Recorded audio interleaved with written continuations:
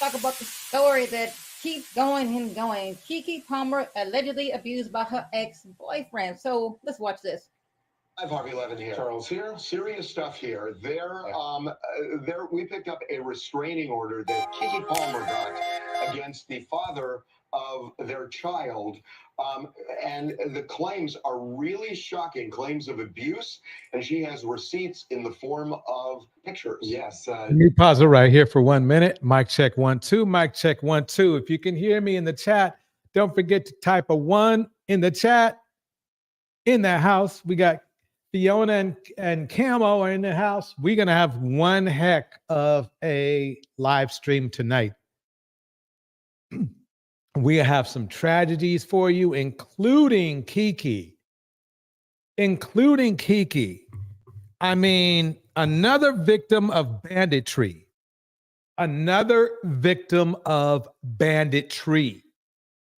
Miss RV in the house. We are going to keep this going. I have to update you on the KeeKee situation before we get the main show started because it just gets crazier as we go. I'm gonna have Pretty Black Magic 99 break it down for you. Here we go. In her her request for a restraining order, which was granted, by the way, she included screen grabs, and if she's got the screen grabs, I'm presuming she has the full video as well. But these screen grabs, she says, show Darius attacking her, physically attacking her at least a couple of different times while they were living together. Now, did you know I actually found some men trying to defend Darius or trying to minimize what he did? That's how sick these people are. These bandits don't know when to quit. They really don't. You know, if they just minded their own business or got help, mental help, you know, it would be, life might get better for them. But they're just monsters. Some males are just monsters. There's nothing you can do about it. Now, the screen grabs appear to be from 2022. They were together earlier this year, and in her request in the documents, she says that aside from what you see in the screen grabs, there was more physical, emotional abuse that went on besides this, and this would be horrific enough. But this is an awful situation from what she's presented here that she's been living through, and she's finally said, look at him. Look at him, freaking beast. A zombie. A mindless creep.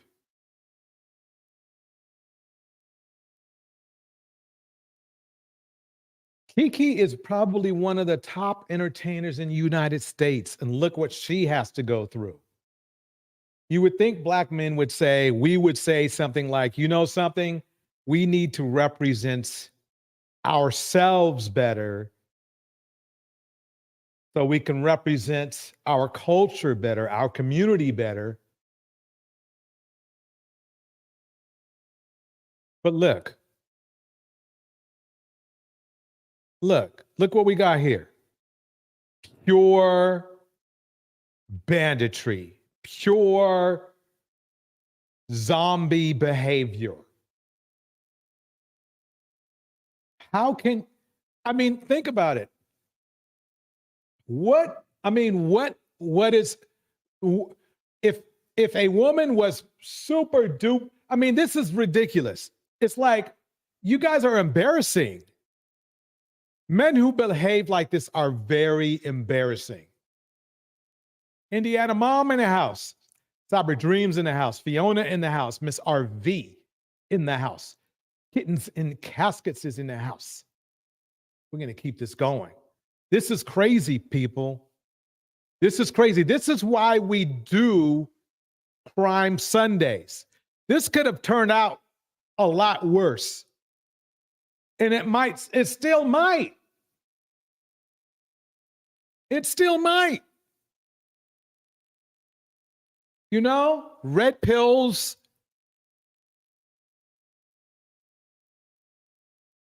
Red pills and restraining orders. Do you notice how that the ring that has? Red pills and restraining orders. A red pill dude producing restraining orders because he can't control his own behavior.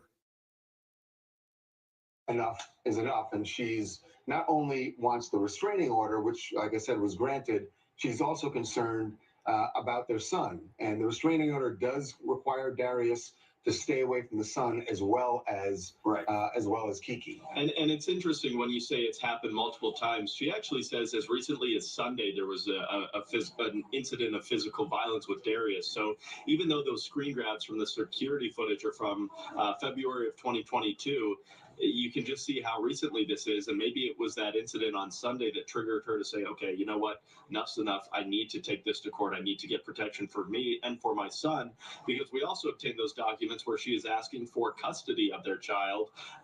So that kind of full custody, yeah. So that kind of set this up. And yeah, I mean, basically, there's nothing you can do with a monster like that. There's nothing you can do. They don't stop. They don't know how to stop. They cannot stop. They don't have that. They don't have the wiring for that. They don't have the wiring for that at all.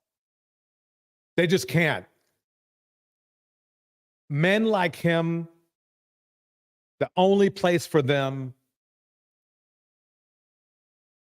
has three walls and some bars in front. That's it. There's nothing you can do with it. And until other black men check these types of black men, this is what we will be known for. This is only going to get worse. And you guys won't worry about it until they do this to your sister or a loved one who is a woman. Then you will finally understand where I'm coming from.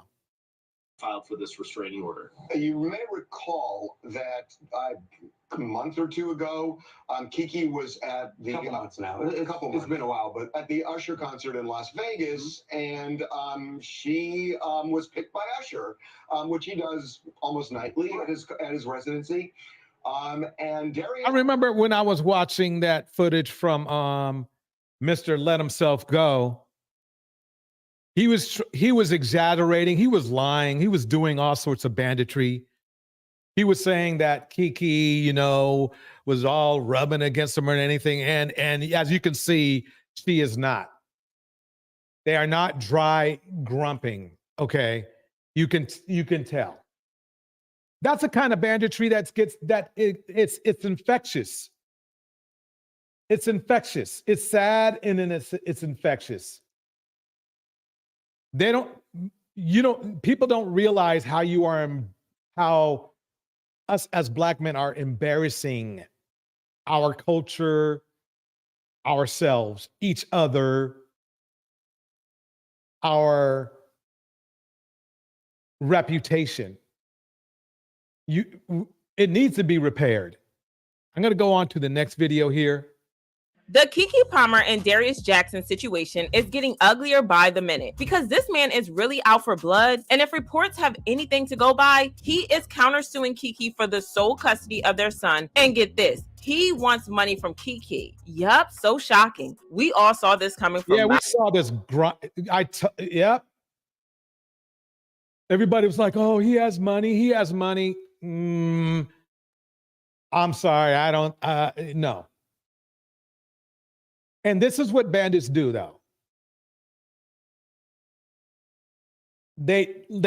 Bandits love to destroy. They only think about themselves.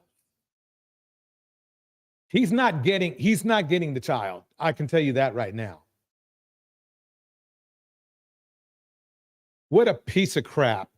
miles ago. So as you already know, KeeKee Palmer is suing Darius, and he also filed for a restraining order against Darius after she revealed that he had been putting hands on her throughout their relationship. I already covered this in a video before, like months ago, but honestly, as soon as I found out about who KeeKee was dating at the time and his background, the alarm bells started ringing because there has been something off about him. And who can forget his loser behavior when KeeKee went to the Usher concert and he completely lashed out on her because of her outfit. Darius replied to a post of KeeKee dancing with Usher and said, "It's the outfit though, you a mom." Then followed up with a tweet saying, "We live in a generation where a man of the family doesn't want the wife and mother to his kids to showcase booty cheeks to please others, and he gets told how much of a hater he is. This is my family." He should,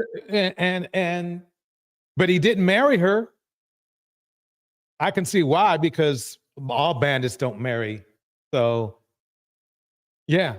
My representation. I have standards and morals to what I believe. I rest my case. Weeks after he publicly shamed KeeKee for how she dressed for Usher's event, KeeKee shocked everyone when she made a cameo appearance in Usher's new video, Boyfriend. Sources revealed they broke up after the music video, but then they got back together. Darius wished KeeKee a happy birthday. He tweeted, "Happy birthday to a one-of-a-kind being. Hoping your 30s brings you many joys and triumphs." And they went live together on Instagram. And at the time, everyone was hating on KeeKee for getting back with Darius. But now we finally know why, and the reason is so much more disturbing. So according to the court documents that KeeKee filed against him, this man literally used to blackmail KeeKee every time she decided to end things. KeeKee said that Darius used to threaten to kill himself with a gun if she left him. KeeKee also revealed that she has a video of Darius laying hands on her just this first week of November. She said that Darius trespassed into my home without my knowledge or consent, threatened me.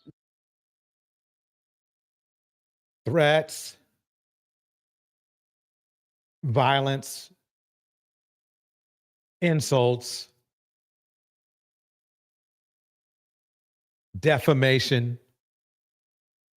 Bandits love to bring all of it. And it doesn't, banditry does not discriminate. Even the most famous women have to go through this banditry, this zombie-like behavior. Welcome, Feisty Black, to Tina. It's sad, it's disgusting, it's constant. If us Black men want to have or be, I should say, have respect, attain respect, be respected, we're going to have to check bandits like this. We all know some like this. You know some like this. If you give them a pass, they will continue. This is not a good look for anybody. Don't make any excuses for them. They are who we thought they were. And you do not want to let them off the hook. You do not want to do that. You do not want to do that. Otherwise, what little tiny bit we have left of our reputation will be gone. Then physically attacked me, lunging for my neck, striking me, throwing me over the couch, and stealing my phone when I told him I was going to call the police. KeeKee also alleged that there has been many instances of DV throughout their relationship, including Darius striking and grabbing her around the neck, destroying her personal property, including diaries and prescription eyeglasses, throwing her belongings into the street, Darius throwing her car keys to prevent her from driving away, hitting her in front of their son, spewing profanities about her to their son, harassment, and other physical and emotional abuse. Just to bring awareness to it, I'm going to see this very painfully common event as a certain name. When I hear something like this happen, now let me make it clear, it's happening at least to 40% of the women in our community. I'm going to call it, oh, damn, she got KeeKee'd. She got KeeKee'd. KeeKee is, this could be, maybe this will be enlightening enough that it will allow us to bring awareness to a painful fact of what Black women have to go through with our own men. It's disgusting. We should, as men, we should be embarrassed. We should be embarrassed. We should say, you know something, enough is enough. I'm going to check in with my sisters, my mothers, my loved ones, and make sure they're not getting kikied by their version of a Darius.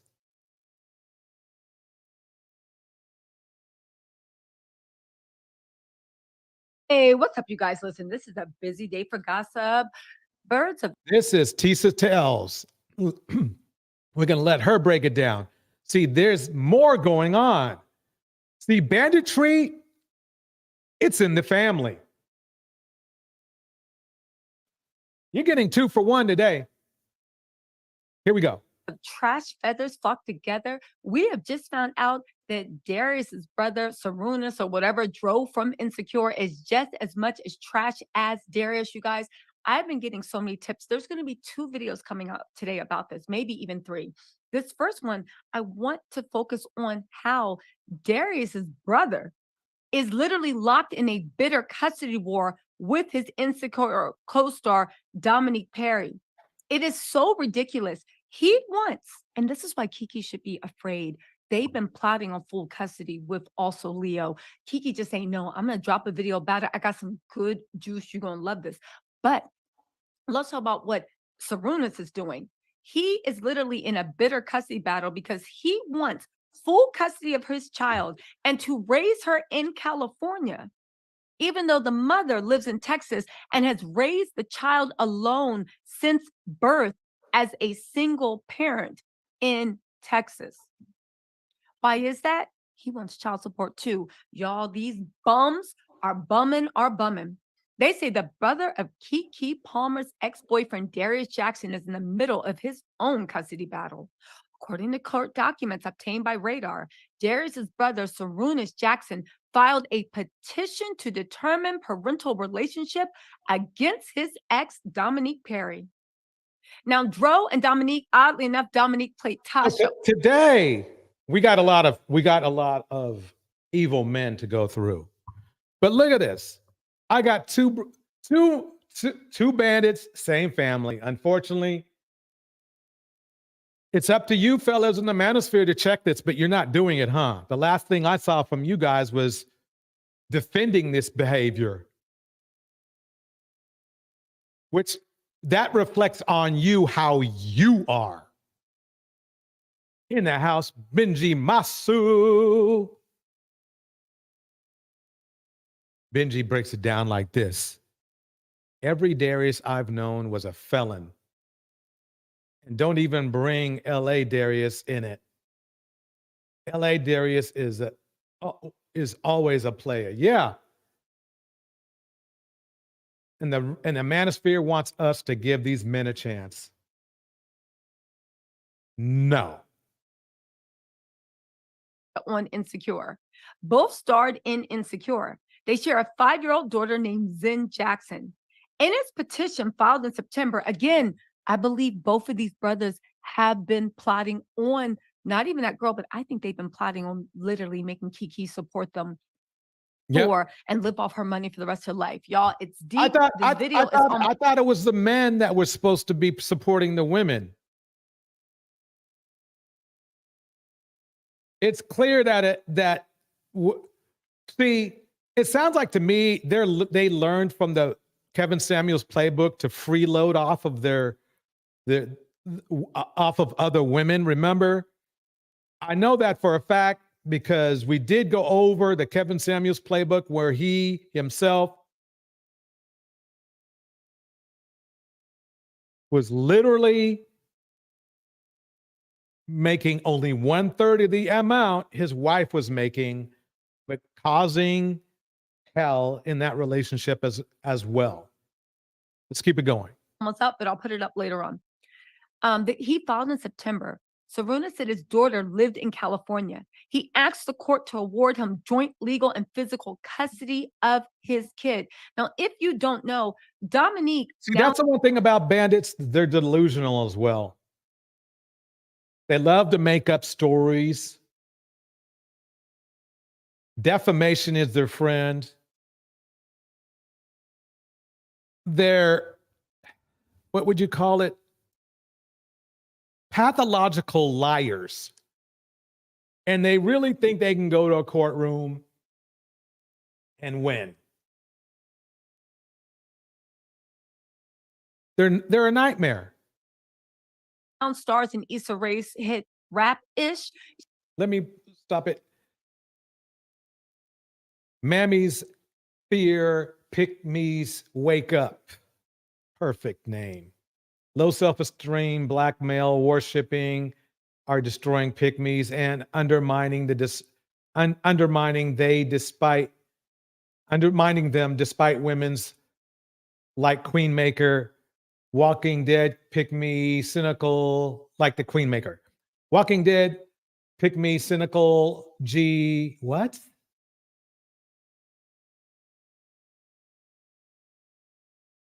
Okay, I'm not sure what it is. Okay. The goddess. Huh. Okay, I'm gonna go past that one anyway. Here we go. She's actually really funny, really talented, whatnot. She seems like a loving, caring mother on Instagram, but you know what it is on Instagram because Darius seemed like a good dad on Instagram. But from what everybody says, she's a really loving, caring mother. Here's the thing, right? He lied and said that she lived in California. Last month, Dominique asked for Dro's petition to be Tasha from Insecure. But we'll call her Dominique. Dro's the one that don't deserve any respect. Dominique asked for Dro's petition to be denied. She claims since Zin's birth, despite the emotional volatility and intimidation that Dro has directed toward me, she has been committed to fostering a positive co-parent relationship with Dro because I know that's in Zin's best interest. Now, I do want to say this. I know she's doing the best and I don't want to judge her, but I do think that if somebody is hostile, volatile, and all this stuff, and they're mentally abusing it because she did accuse him of that, I don't think that they should be around your daughter at all. But, you know, it's not my business. Anyway, Dominique said, Dro has never been denied the opportunity to be involved in our daughter's life in any capacity he desired. In her filing, she said she has always maintained her home in Texas, but only comes to California when she books roles. While pregnant, I returned to Texas to deliver Zen. Zen was born in Houston, Texas. I maintain a home in the state of Texas, and Texas is where I spend the great majority of my time. And because I've always been Zen's primary caregiver, Zen travels with me and has exclusively lived with me, making her permanent home Texas as well. Dominique's Damn, I mean, what can we say? I mean, this is all we got, all I need to really show, because basically the thing is this. My point is this. Why do we let other men ruin our reputation? Because the problem is because that's how you don't care. You don't care about you don't have any even self-respect, many of you men out there. That's horrible. It's horrible.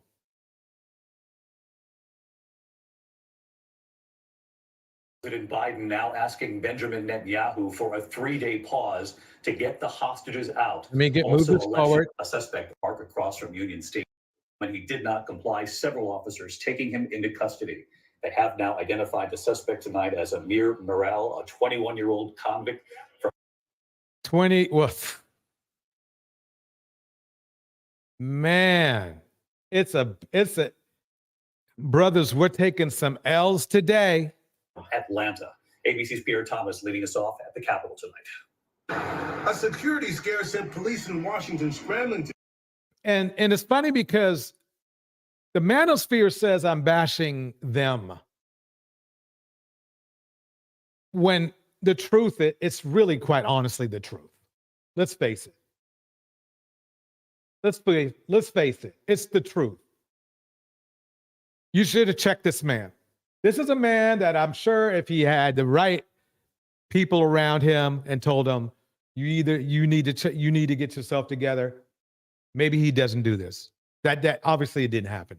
Today, putting Senate offices on lockdown after a man with a loaded assault-style rifle was spotted on Capitol grounds. He was holding the gun down as he walked. They ordered him to stop. He did not. Law enforcement swarming the scene amid fears sparked by the recent mass shooting in Maine and concerns that the raging war in the Middle East could ignite violence here at home. He was walking at a fairly slow pace. What is wrong with us, fellas? Well, let's get into the meat of the matter.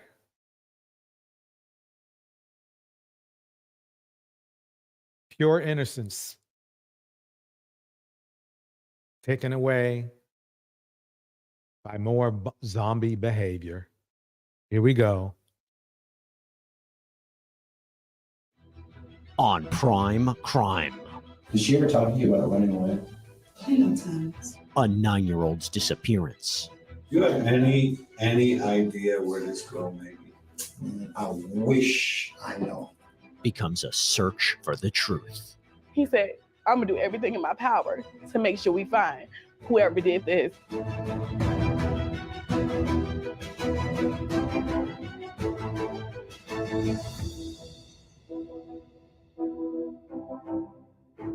Hi there, everybody. I'm Jesse Weber, and welcome to Prime Crime.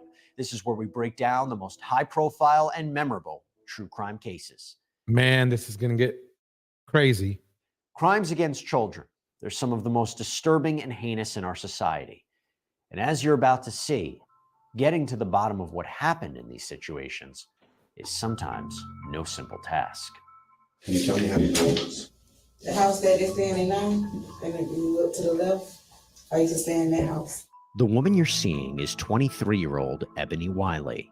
As she sits in a Florida police station, she's being asked about her neighbor, 9-year-old Felicia Williams. You start with a friendship with her? Yeah, I made up as in my goddaughter. Did you do that or? Me. And her mama agreed.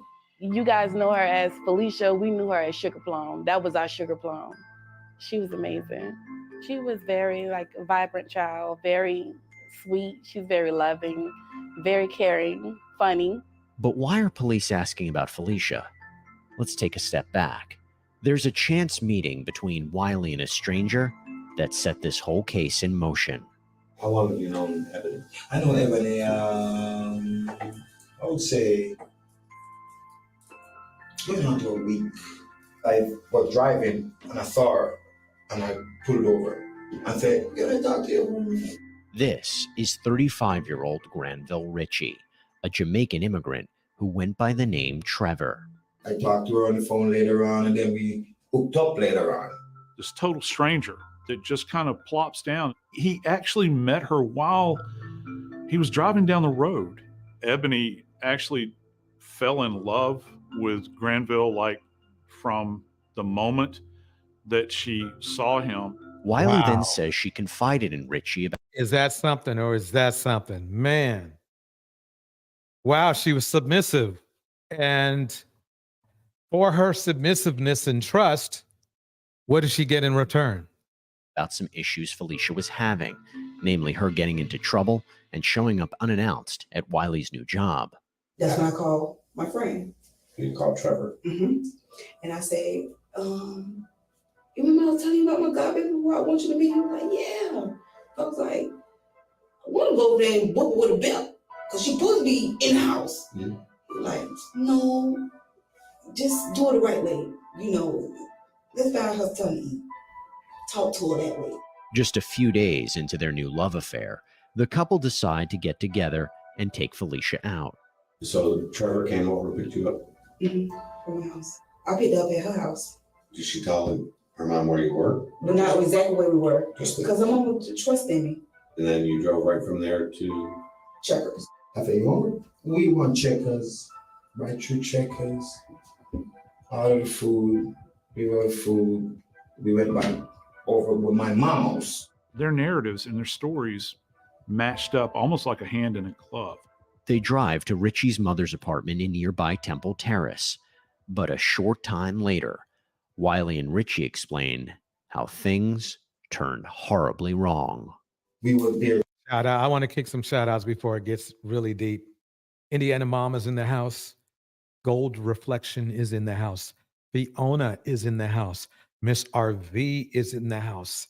El Viajero is in the house. Benji Masu is in the house. We also have Mammy Sphere in the house. We also have Fiona in the house. Feisty Black Tina in the house. Cyber Dreams in the house.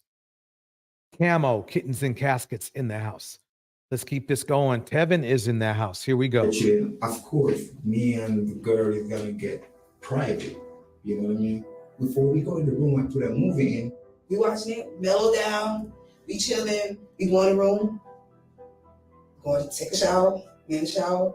They went in there and began to have sexual intercourse on his mother's bed that night. I said, well, I'm gonna go check on before I lay in his bed.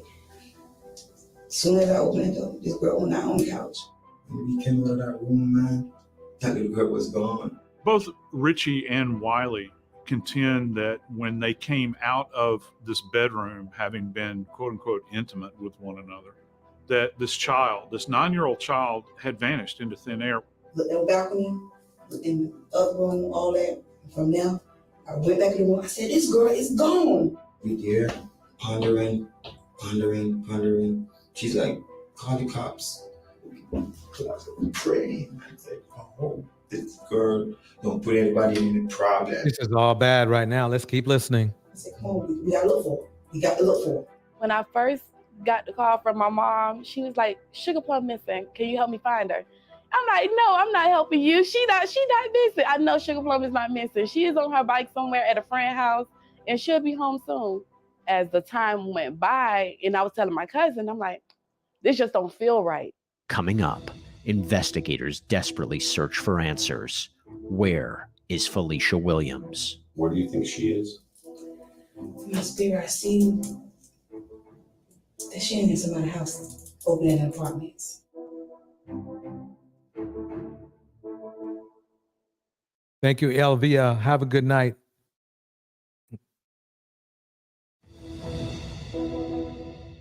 This ain't right. Something wrong. This little girl done walked out the door. In May 2014, 9-year-old Felicia Williams disappeared without a trace.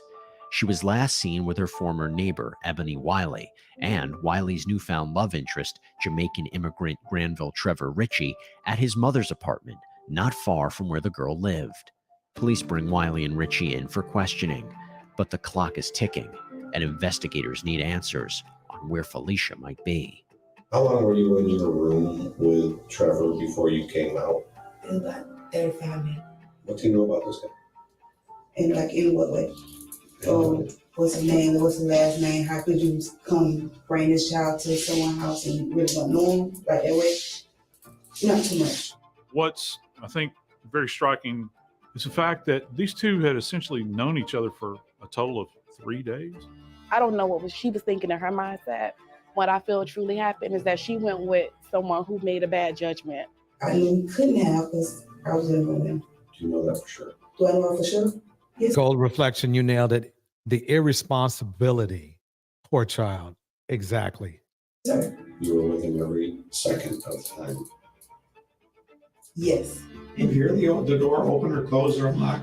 Do you hear anybody talking? Exactly, Indiana mom. Why would you shower together, do the deed while babysitting a child? Completely, yeah. Degenerate behavior, completely. Well said, Indiana mom. Anything? No? Did she ever talk to you about running away? Plenty of times. Do you think that she could have walked home from there? She probably could have. This child had never been to this location. We can all remember back to when we were 9, how maybe fearful of the world you were around you. And the one person that kind of connects you to some level of safety, in Felicia's case at least, was Ebony. Why would Felicia suddenly abandon that kind of port that kind of harbor of safety. When she's in a strange environment, all of a sudden she's just going to walk out of the door. Do you have any idea where this girl may be? I wish I know. The interview continues, but then Wiley says something very curious. Did he tell you to say that he wasn't there? To say that his mom was there? Yeah, say it was my mom with you. I said, well, okay. And that's why I said I was in the shower, she was in her room. Why lie? I got scared. I don't want to make it feel like I was an unfit godmother. You've got a 9-year-old girl missing. Wouldn't you want to do everything that you possibly could to give them the facts in this case? So it's This is a problem in our community, always trying to defend criminals. We can't do this. We can't. Child could be recovered, brought back to those that love her. Somebody probably see that little girl wandering around and just thinks, let me get her. If anything happens to her, we have to make sure that we can, somebody's got to be brought to justice. What happens next turns the investigation upside down. We was all at my mom's house. Chief of police, and then also a few detective and police officers. Welcome, Michelle. They started walking up the sidewalk really fast. Then once he walked in the house, he spoke to my mom. He said, I'm gonna do everything in my power to make sure we find whoever did this. And my mom just broke and fell. And then from there, that's when we knew something bad happened. A day after Felicia went missing, her naked body is found floating in Tampa Bay. Forensic authorities would conclude that she had been repeatedly hit in the head, sexually assaulted, and strangled to death. You have a body that is essentially deposited in water. This individual knew that they had done something wrong. They knew that they had left potentially behind trace evidence.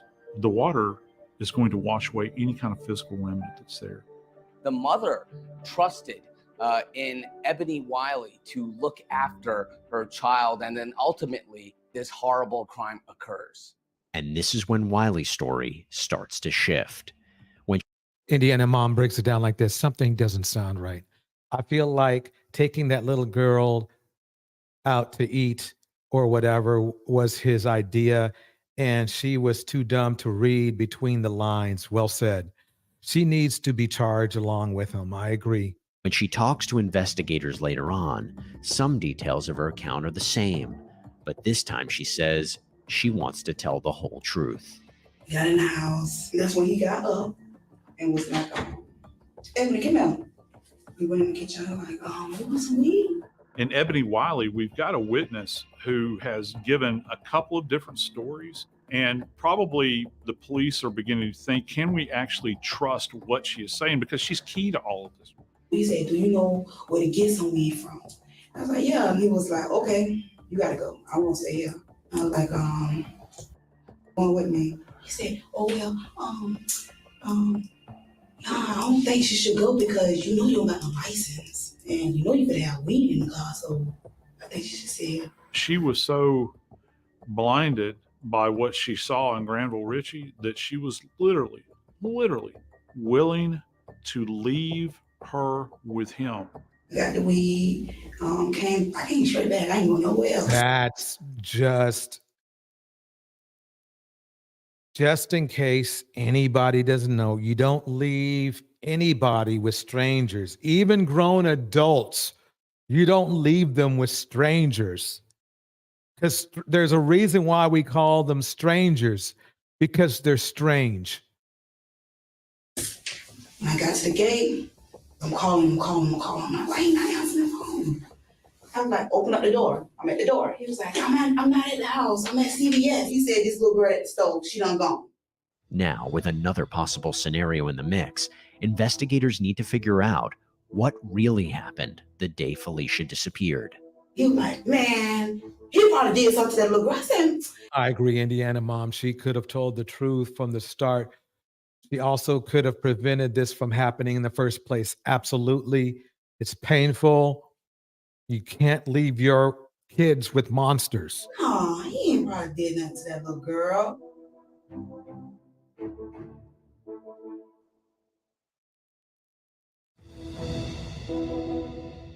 Did Trevor ever talk to you and give you any information that would lead you to believe that he did anything at all bad? No, sir. It's May 2014, and police are investigating the disappearance of 9-year-old Felicia Williams, who was spending time with her former neighbor Ebony Wiley and Wiley's new love interest, Granville Trevor Ritchie, at his mother's apartment. The couple says Felicia vanished as they were getting intimate. Since Wiley and Ritchie were seemingly the last two people to see Felicia, they're interviewed by police. Yet the child's dead body is ultimately found floating in Tampa Bay. Ebony Wiley tells investigators that her initial stories were lies, and then explains that she went to buy drugs, but when she... So, fellas, in the manosphere, the dude was getting submission, right? He was getting submission, but he wasn't offering any protection. Then your next chess move will be, well, he was Pookie Ray Ray, right? That's your next move. But then you guys wanted black women to give these kind of men a chance, which many of you match.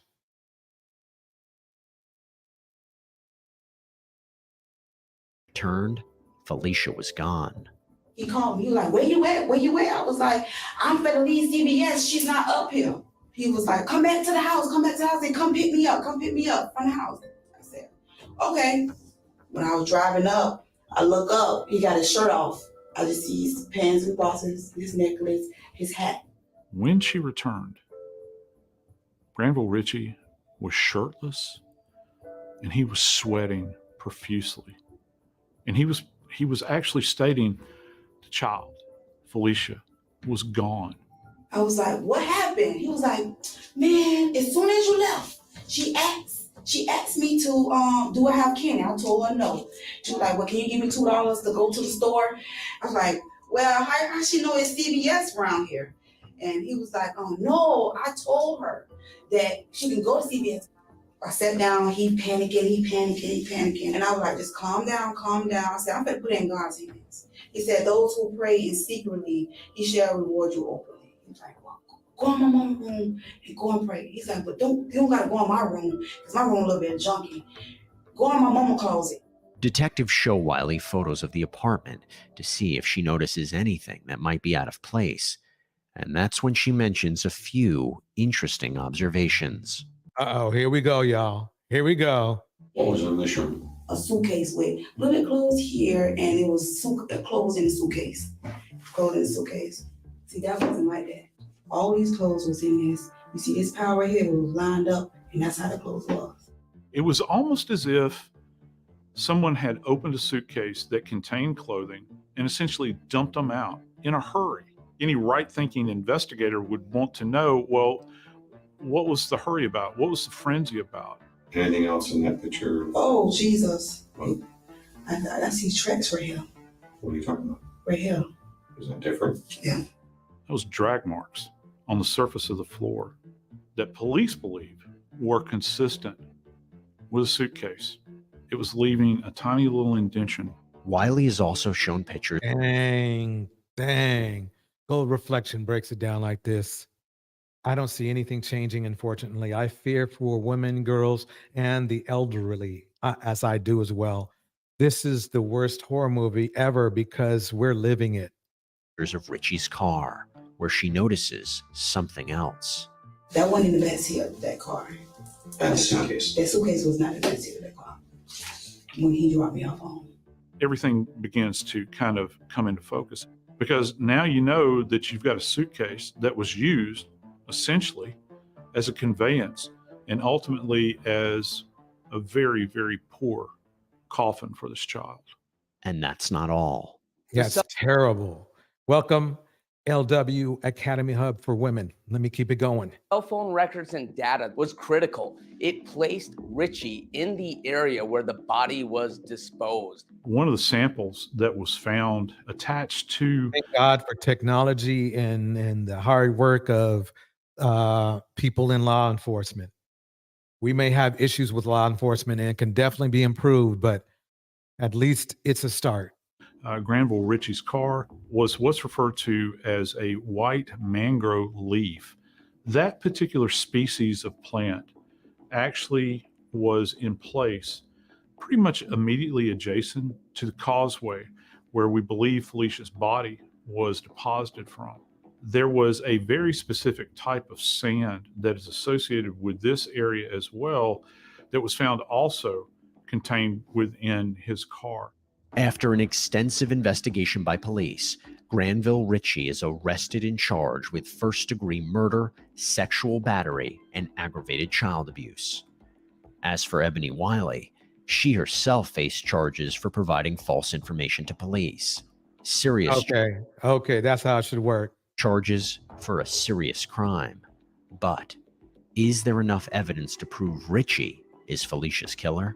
There was no evidence at all that he had scratch marks on him or that he had bruises on him at all that might be associated with Felicia attempting to fend him off in any way.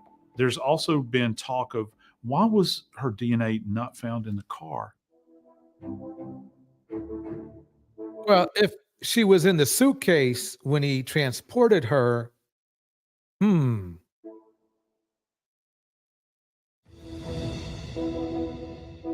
I said, do you think that we should call the police?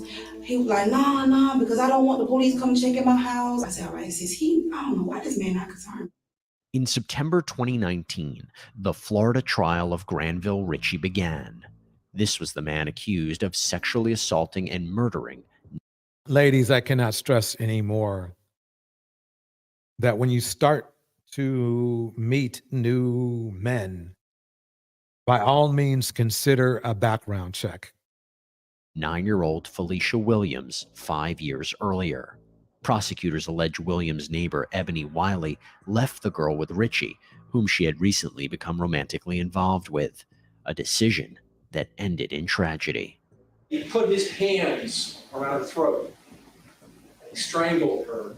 And then he took Felicia's lifeless, nude body and he threw it like someone would throw a bag of garbage into the cold, dark waters of Tampa Bay. Felicia Williams' life meant less to this man than his sexual desires to violate her. The prosecution tied Ritchie to the crime through I couldn't agree more. Forensics, cell phone data, his questionable police interview, and their key witness, Ebony Wiley. Why is it that you asked Granville, are you responsible? Did you do something to her? Because she didn't show up. If she walked away, if she don't ran down the street, she gonna show up. Ebony Wiley was an important, if not crucial, witness for the prosecution. She filled in the gaps. I told him that I lied, and it was like, what you lied about? I said I left her with Trevor, and he wanted me to go and get some weed for him. Did I stress not to leave your precious children with strangers because they're strange? I need to repeat that one more time. Do not leave anybody, even adults, with strangers. And the reason why is because they're strange. And then when I came back, she wasn't there. When it came to the defense, they highlighted a lack of physical evidence. It is not crystal clear that Granville Ritchie harmed Felicia Williams. When Felicia Williams is missing, there's no signs of a struggle in that apartment. There's no DNA evidence left by Felicia Williams that you would expect. No hair, no skin, nothing. They even suggested there wasn't clear proof of what happened to Felicia. Do you see any evidence in the autopsy report and the photographs that would suggest to you that a sexual assault, sexual battery had taken place in this case? No. Defense counsel put forth that the injuries that Felicia sustained may very well have come about as a result of the body as it floated in Tampa Bay, bumping up against rocks. It's absolutely outlandish. That area of the body is very well protected. Yet before the case was handed over to the jury, prosecutors had one last thing up their sleeve, a brief but very important 911 phone call. Something happened that many believe struck fear into the heart of this child. She was able, they believe, to get her hands on Granville Ritchie's phone. Double Terrace 911.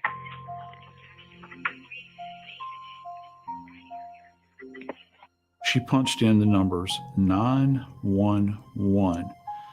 The call only lasted for a short period of time. Let me pause it right there. Let me tell you something. Unfortunately, right now, 911 is your protection. You've seen us go over how vehemently a lot of, at the very least, red pill black men claim that they are not responsible to protect others in the community, right? We went over that. Remember the brick incident? They made it clear it was not their responsibility. I'm not saying all black men share this defect, but a whole lot do. So your best friend right now is 911. Unfortunately, that's the way it is right now. But somebody disconnected that call. I doubt it was her. It's an indication of not just Felicia's torturous end, but it's an indication, I think, at the end of the day, in her bravery. We, if your respondents call, will ask to count one of the charge and defendants guilty of first-degree murder as charged. Ritchie is found guilty on all counts, including first-degree murder, sexual battery, and aggravated child abuse. It was a win. She was everything. And for him to discard her like she was nothing, like no one would never find her, it hurts. Because for her to mean so much to us, he discarded her like she was trash. He deserves it. Like, he deserves everything that's coming to him. And that certainly wasn't the end of the story for Granville Ritchie. We, the jury, unanimously find that Granville Ritchie should be sentenced to death. Yes. As for Ebony Wiley, she pleaded guilty to lying to police and would end up sentenced to just 75 days in jail. I think ultimately, I think she should have got a little bit more than that. I really do. prosecutors But I think maybe what they probably did is they probably considered her testimony to be important enough to give her a huge break. Let's put it that way. didn't have anything or enough to charge her with the actual death because she wasn't necessarily involved. I feel like her sentence was a slap on the wrist. She was the main reason to why we're here. It's very unfair, but it's to understand. It's how the system works. It's definitely an experience no one should have to go through. It just makes you more of aware of everyone, intentions when they come around your children. It makes you more of aware because you just never know. You never know. The search for the truth in the Granville Ritchie case was definitely complicated. And when that truth finally came out, it devastated a family. Investigators and prosecutors, though, were able to get justice for Felicia. And it is justice that will last.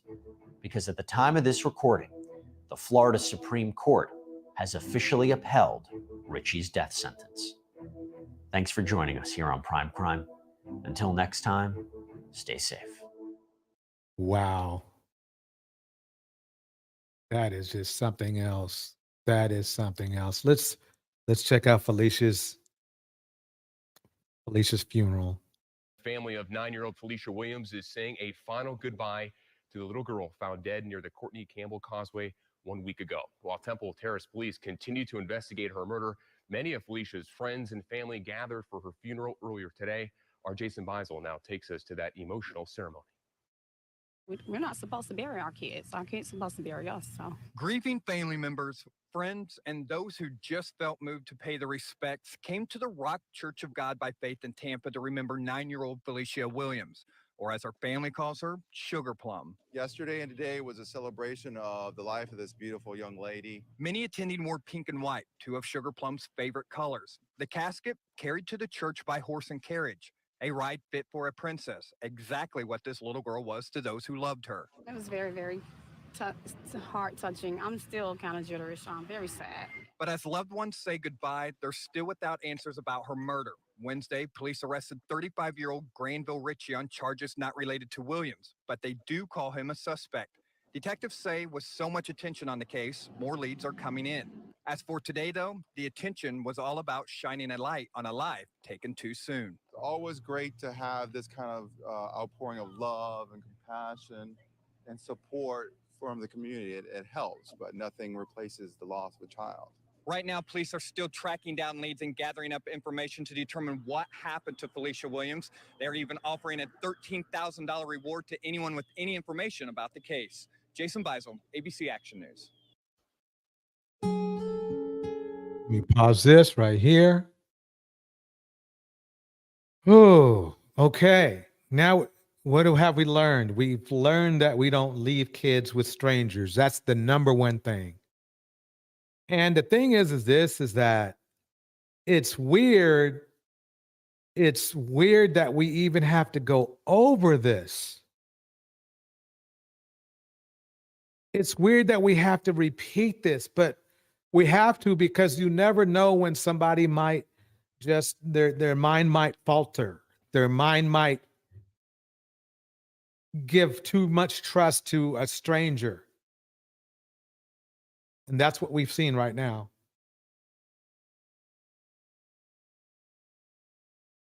Let's keep it going. Let's keep it going. This is the story of Zion Foster.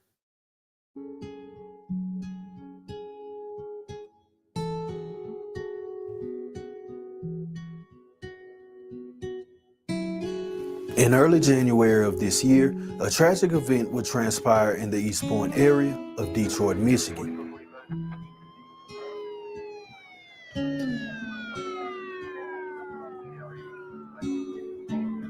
This is from the content creator Truth Story of Zion Futures.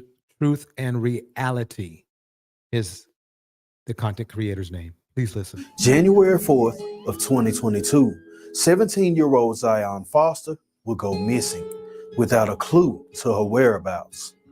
Just a sea of missing posters and a grieving family. Stephen King once said that the trust of the innocents is a liar's most reliable tool. And after hearing this story, you'll understand that is so true right there. I mean, that's exact that statement right there is everything we need to hear. Why? November 20th, 2004. The world would make way for Zion Foster. Located in the East Point area of Detroit, Michigan, Zion Foster was the oldest of 5 other siblings. She had a unique personality. She was charismatic. She was undoubtedly a light in the room. That happens so much. These predators, they go after the shiniest ones. Let me just put it that way. Welcome, Karen Ridgway. Even at a young age. It's not. Okay. Hi, everybody. My name's Zion. Okay. This is obviously my first YouTube video. What up, everybody? I found out my signal. It's gonna be like this. Grab your best friends or grab some random friends. Grab your one-time friends and sit down and chillax to this. My topic today is little brothers and sisters. Oh, Raise your she's hand so if you got cute. one. Raise your hand if you got 2. Oh. Raise your hand if you got more than 2. Welcome, Dante. Good seeing you. Life's journey would lead her to East Point High School, where in the year of 2022, she was 17 years old. By now, she is mastered a couple of musical instruments. She was working her first job. She was about to graduate. She was even weighing her options for college. She was close with her family members. very close with her mom, and having a unique personality, she quickly garnered the attention of others. So she was surrounded with a social life that was full of love. January 4th, 2022. Zion Foster would be contacted by her cousin, and she would tell her family that they were going to hang out for a bit. Her cousin's name was Jalen, and with him being a family member, her hanging out with him was okay. Only, after leaving, she never returns. Zion's last known contact with her family would be her sending out a text. This text message would detail she was on the way home. However, she never makes it home that night. The following day, on January 5th, the mother would receive a suspicious call. Jalen himself would call her, but in this phone call, he would detail that she most likely used his name just to get out of the house and that he hadn't seen her in years. The mom immediately felt suspicious, but he's family, so he gets the benefit of the doubt, and the family continues to search. Her mother would also contact her best friend, her boyfriend, and none of them have seen her. So with this information, mom is frantic. So she decides to report her missing. Basically, Fiona, you nailed it. When I saw his face, I was like, he got bandit written all over him. Only, while reporting her missing, the police took it very lightly. They only asked for a name, a date of birth, and her age. They would then proceed to tell her that it would take a few days in order to even get a detective assigned to the case. So in that situation, her mother decides to start on her own because you can't sit around and wait for law enforcement. Sometimes you have to get things done yourself. So she begins to rally the people herself, hanging up posters, knocking on doors, doing any and everything she could to find her daughter. Along with family members and members of the community, she would form searches on her own. And attending those searches would be none other than her cousin Jalen, who at this point is still maintaining that he hasn't seen her. And in between conducting searches on her own and knocking on doors, her mother is still contacting the police.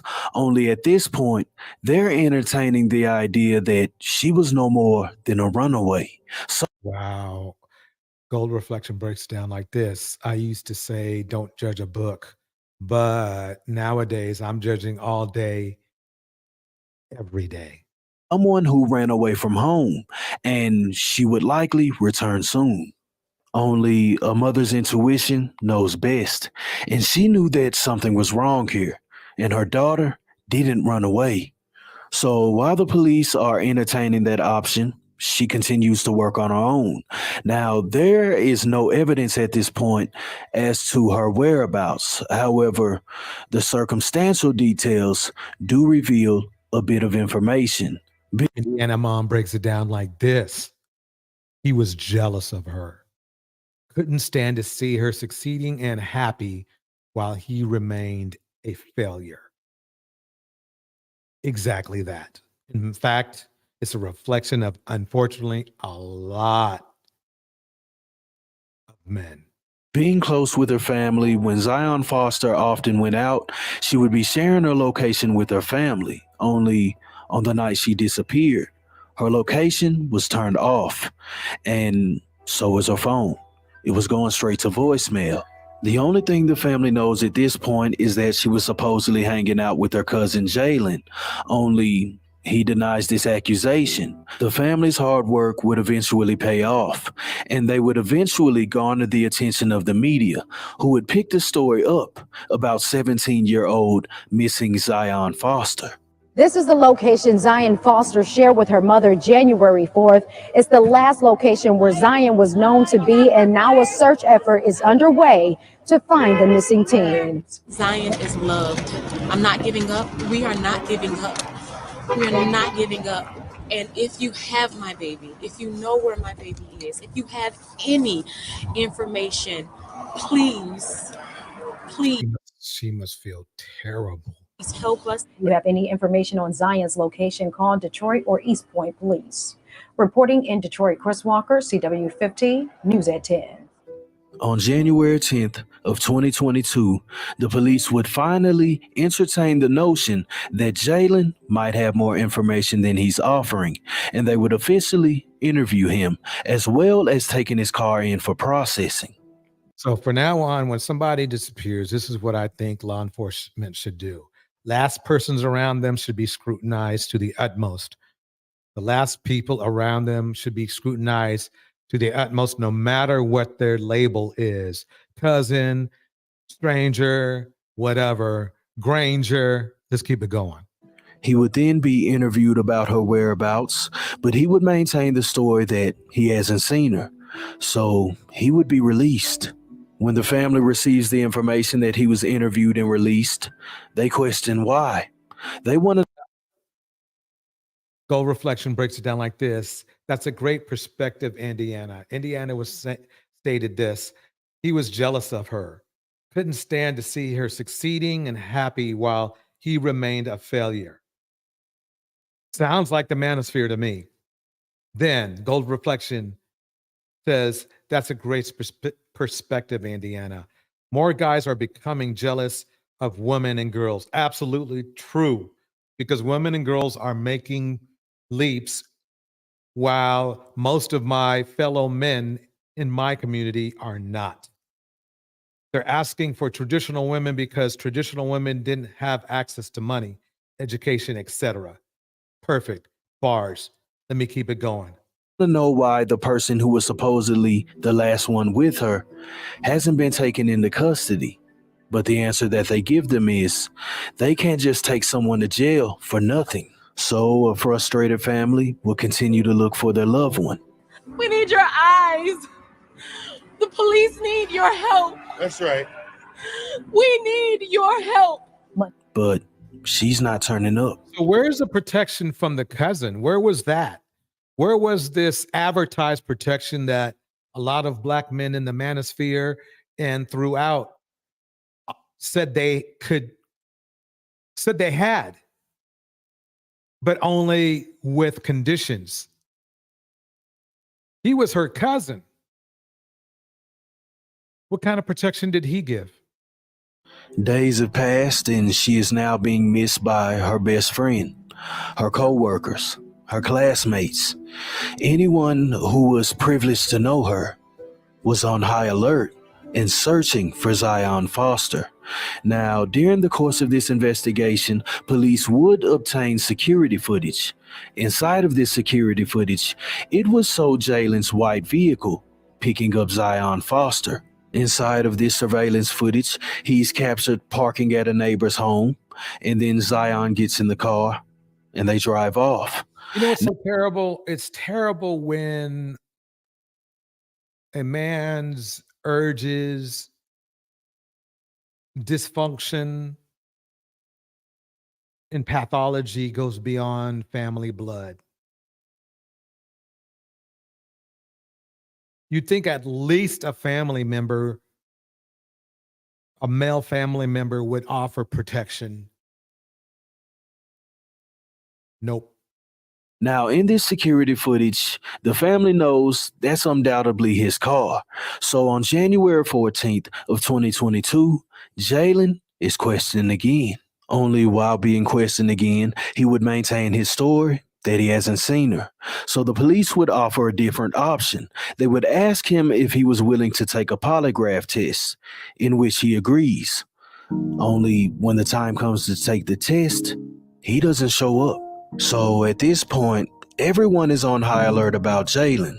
After all, he was the last person who was supposed to Right. be. You would think if you wanted to clear your name, you'd be in there 15 minutes early waiting to take the polygraph test just to get it over with, just to get the law enforcement on the right track to finding what happened to your blood cousin. Be with her, and he's seen picking her up in footage after repeatedly denying that he had even seen her. But with no physical evidence and him maintaining that he had nothing to do with her disappearance, there's little the police can do at this point. Dang. LW breaks it down like this. It happens in the family the most. How painful is that? Family and friends, that is. All they can do is wait on concrete evidence. Days are passing by, and those days turn into a week, and then into 2 weeks, and there's still no sign of Zion. Only a missing 17-year-old girl and a very suspicious cousin. January 19th, 2022. Jalen would officially be named as a person of interest. And once he's named as a person of interest, he would go to turn himself in. Only when he turns himself in, he recants his story that he hasn't seen her. And he tells shit. Oh no. Here we go. Here we go, people. Indiana Mom breaks it down like this. They want traditional women. This is the manosphere men, or really men in general, it seems like. They want traditional women, but they're not willing to do the 24/7 work of traditional men. Bars. I'm so glad women, especially Black women, are starting to see through the BS. Black women were told to choose better. So, bars. King Lucifer, welcome. Dude has that natural duck face look. Oh man, here we tells go. the police his version of what happened on January 4th of 2022. He said that on this day, he had picked his cousin up. He took Zion to his home. They smoked. And then he went upstairs to his room. Now, he says that he stayed there for a brief period of time, in which afterwards he would return downstairs. But when he got there, Zion looked to be passed out. He says that after observing her further, he realized that she was deceased. He says he then placed her in a trunk and then drove her body to a dumpster. And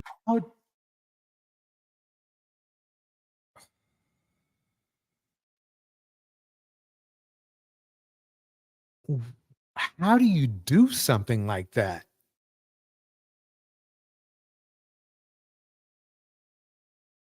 To your to family. Who exact? Who does that? in which he then discarded of her.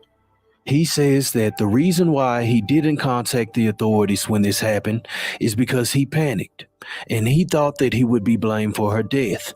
So, in the middle of all this commotion, he just Well, decided. remember now, he panicked, then he dumped her, and then he lied for a very long time. Then go get the polygraph test. It ain't looking good. To get rid of her. Armed with this new information, the police decide to ask him for the location of the dumpster so they could trace where she might be. He gives the location of where he left her, and this would ultimately lead them to Pine Tree Acres landfill.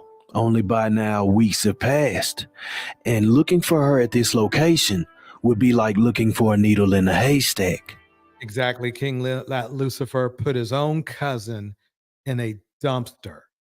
If that doesn't tell you how the lack of empathy, how zombie-like this is, I don't know what will. Literally. But that doesn't mean that you don't try. But the family was told that they would most likely not be looking for her because it would take too much resources and too much money. I would imagine that being told this would be extremely hard for the family.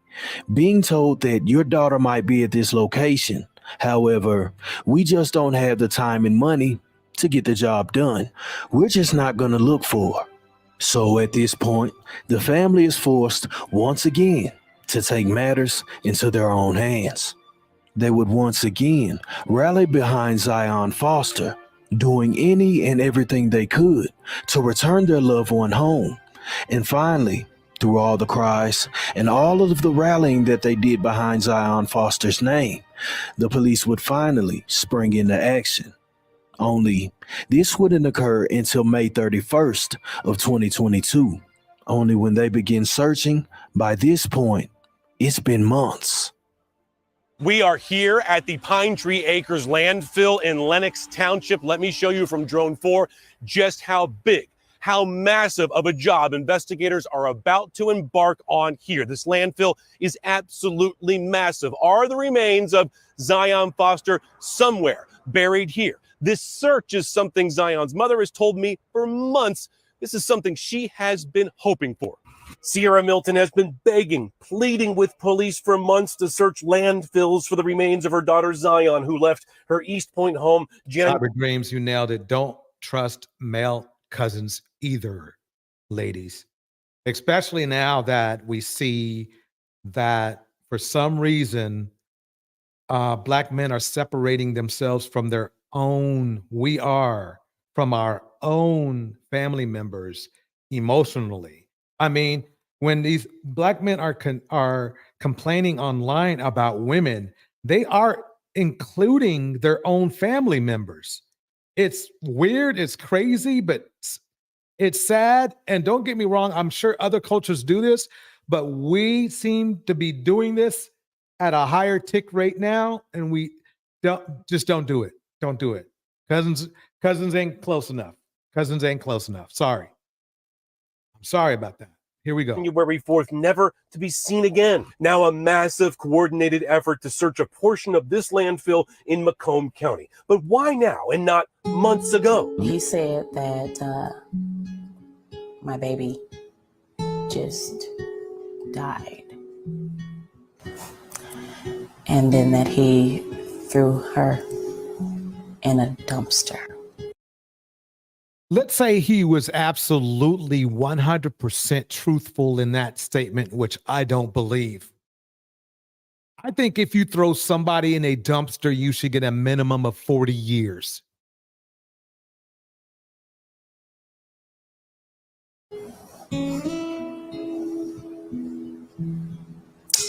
Like she was trash. Like, exactly. We need to weep. Do you know the amount, the lack of empathy you have? That's to a level of sociopathy. If I don't want to say that right, that's psychotic. That's psychotic to me. Loss, you dwell in that safe place in our hearts where no storm or night or pain can reach you. Your love was like the dawn brightening over our lives, awakening beneath the dark a further adventure of. Tevin breaks it down like this. Tevin says, I have a cousin who unalived his own brother. If that happened, ain't no telling what can happen next. Color. It's not a pain that you can escape from.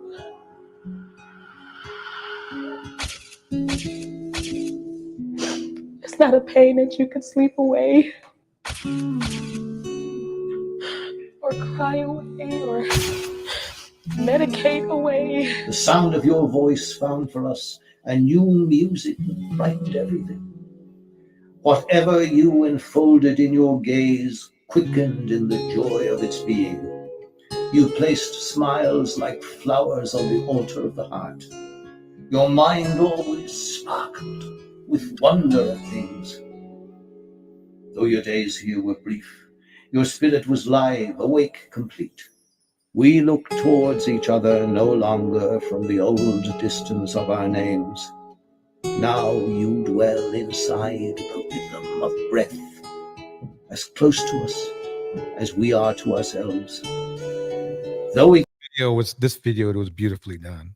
Cannot see you with outward eyes, we know our soul's gaze is upon your face, smiling back at us from within everything to which we bring our best refinement. Let us not look for you only in memory, where we would grow lonely without you. You would want us to find you in presence, beside us when beauty brightens, when kindness glows and music echoes eternal tones. When orchids brighten the earth, darkest winter has turned to spring. Indiana mom breaks it down. just like this. I was lucky to be surrounded by sisters and female cousins as a teen child. The boys were never around us because they were younger than us, girls. They stayed near the house. We had cars and went out. May this dark grief flower. Welcome, Hazel. Welcome to the room, Hazel. With hope in every heart that loves you. May you continue to inspire us, to enter each day with a generous heart, to serve the call of courage and love until we see your beautiful face again in that. Welcome, Quita Ward. Welcome. That land where there is no more separation, where all tears will be wiped from our mind, and where we will never lose you again. So Jalen's version of events on January 4th of 2022 is he went to his room, and when he came out, she mysteriously passed away. That story doesn't sound true. It sounds completely false. Why do you believe a story coming out of the mouth of a liar? And not just any old liar, a cold and calculated liar. A liar who was so conniving that he showed up to help the family search for her, knowing what he had done. Now, when I think about the details of this case and where he said he put her, I have to be honest. I don't believe he put her in a dumpster. That's my opinion. It's not a theory that anyone has to run with. How I formed this theory is just how much this was actually planned. You know something? He brought up a damn good point. And I believe the police officers didn't believe she was put in a dumpster either. That's probably why they didn't want to go search the landfill. Everything about this screams premeditated. When he picked her up at a neighbor's house. Then, mysteriously, her location is turned off when she's normally sharing it. I have to assume that if you're smart enough to plan an event where you park at the neighbor's house not to be seen and power off her phone so she can't be tracked, that you're not dumb enough to leave her in a random dumpster. That story it doesn't make sense to me. I believe that he knows exactly where she's at, but he doesn't want her to be found because certain details might come to the forefront about what actually happened. And that's a truth he's not willing to grapple with. This story is all around tragic. It's a very sad situation. But the worst part about this is Zion still hasn't been found. The family is still hoping to recover her remains. They're not being allowed the luxury to bury their loved one properly.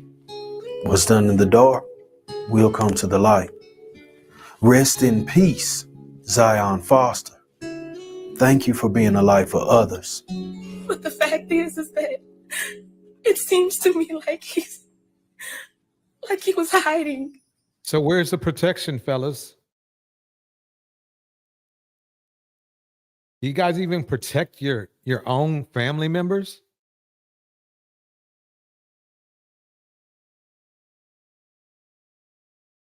Exactly, Cyber. Look at his ass. I mean, we want respect, but we don't want to earn it.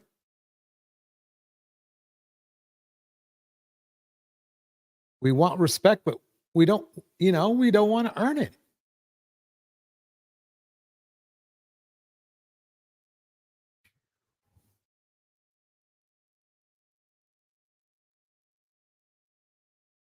Let's check this out. Ann Foster hasn't been seen since early 2022, and extensive searches for her body have turned up nothing. Her cousin, charged with her murder, testified at a hearing today, and so did Zion's mother. Sean Lay was there and joins us live now with what Sierra Milton had to say. Sean, she traveled quite a distance to be in court today. She did after this exhaustive search for her daughter. Too many bad memories, too much stress. She did move out of state and had to travel to come back here today to take the witness stand and testify, seeking justice for the very first time for her daughter. And at the same time, she had to answer a lot of defense attorney questions about her daughter's life. When was the last time that you saw her? January 4th. Zion Foster's mother, Sierra Milton, taking the courage to take the witness stand today and face Jalen Brazier, the young man who stands accused of murdering Milton's daughter, Zion Foster. Of course, it was emotional for Milton. She broke down as prosecutors asked her to read dozens of text messages sent to her by Brazier as she was frantically searching for her daughter. But in all of those text messages, Brazier insisted he had not been with Zion. He then asked any updates. If this isn't like her, I'd go straight to the police, cry face, and try to stay positive. She's probably okay. Hey, I'm really getting fed up with the back and forth with people asking me, have I seen Zion or if she was over? The defense attorney for Brazier then focusing on Zion Foster and her life, her behavior, getting her mother to admit that she found out Zion was smoking marijuana, that she got a tattoo. She took photos she felt were inappropriate. Milton was asked if she ever examined the marijuana Zion was smoking, asked what antidepressants she was on, and if her daughter was ever suicidal. Have you ever seen her try to harm herself prior to you taking her to therapy? No, I didn't see her trying to harm herself. Back out live here at 36th District Court where this hearing was held today. It's not over yet. It'll pick up tomorrow at 11 a.m. Lots more to come in this hearing. We'll be here for all of it. Guys, I did speak with Sierra Milton, Zion Foster's mother, after she testified. She called the questioning, kind of hard to take. She took it very well, and says she called the questions kind of clumsy questions, but she answered them and she expected them. Her focus is on finding justice for her daughter. We're live downtown tonight. Sean Light, Local 4. Understandably difficult to answer those questions. Sean, we appreciate your report and look forward to what happens tomorrow. Jalen Brazier sat in court emotionless during the second day of his court hearing for the murder of his 19-year-old cousin, Zion Foster.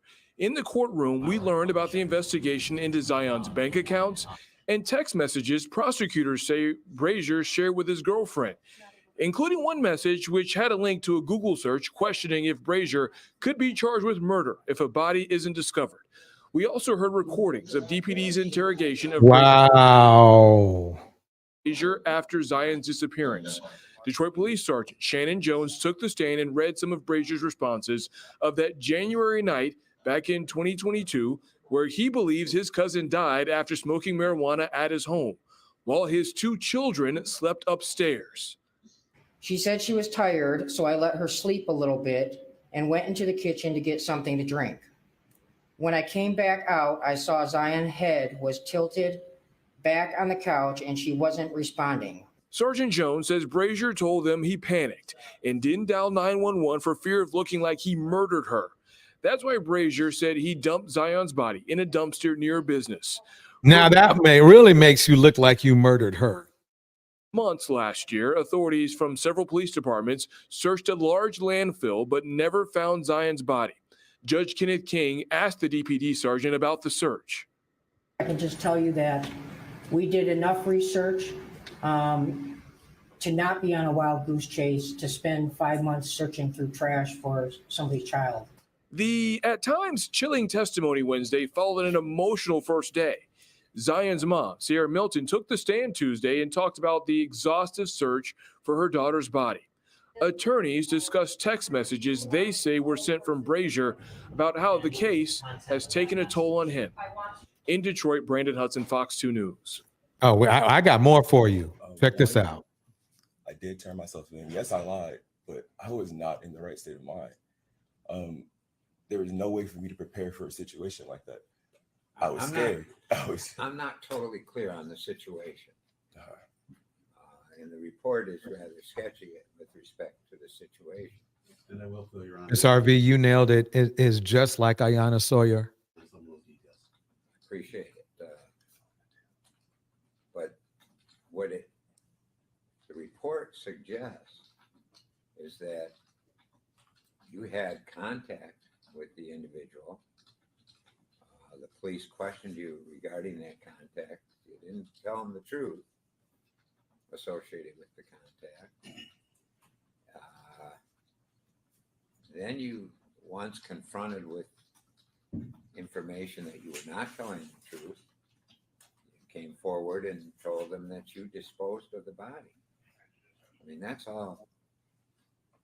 That leaves a whole lot out there that's unaccounted for from the court's perspective. But what circumstances are you talking about? Well, when she died, it was just random. Like from my end of it. What do you mean? I was terrified. Literally from that point on, I didn't know what to do. I wasn't in the right state of mind for anything. And see, he's talking about a temporary state of mind. What happened to all that time afterwards? Why didn't he just kind of say, you know something? Why did he lie to so many people right to their face? That's the problem. Hey, like I said before, at the very least 40 years. I'm sorry, you don't dump people's bodies anywhere. You just don't do that. I turned myself and they didn't present me with anything. After getting my thoughts together. So did you explain how she passed? I don't know exactly how she passed, what caused her to pass. I just know 1 minute she was cool, she was fine. She laid back for a minute. Next thing I know, she was dead. I don't know what caused it. I did not cause it or anything like that. I reacted stupidly off of fear and panic like I've never felt before in my life. Literally. I mean, ask yourself this: how would he really know she was dead? 911 does that.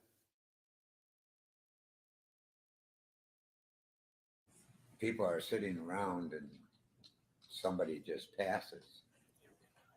I mean, did you think about calling 911 or something like that?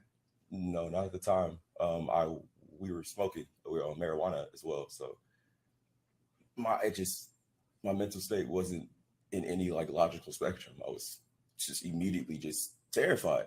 Like that's the only words I can use to describe the moment. Are you telling me that you're stoned, she's stoned, you think she dies, and then you dispose of the body? Just like that? That was your choice? I sat for a minute and I didn't know what to do. I was like, I just did not know what to do. It's like, I mean, the first thing that came to your mind, I'm trying to understand with the limited information I have, that this person passed away in your presence. And your first thought is, well, I got to get rid of the body. My first thought was how bad it looked to start with. It's like, how do I explain like what happened? I don't know what. That was your cousin.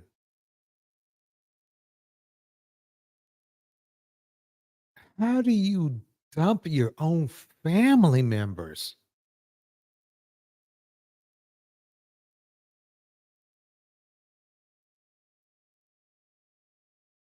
LW breaks it down like this. And when you panic, isn't your family the first people you'd run to for cover? Right. Why didn't he turn to his family? Exactly. What she died or what it called.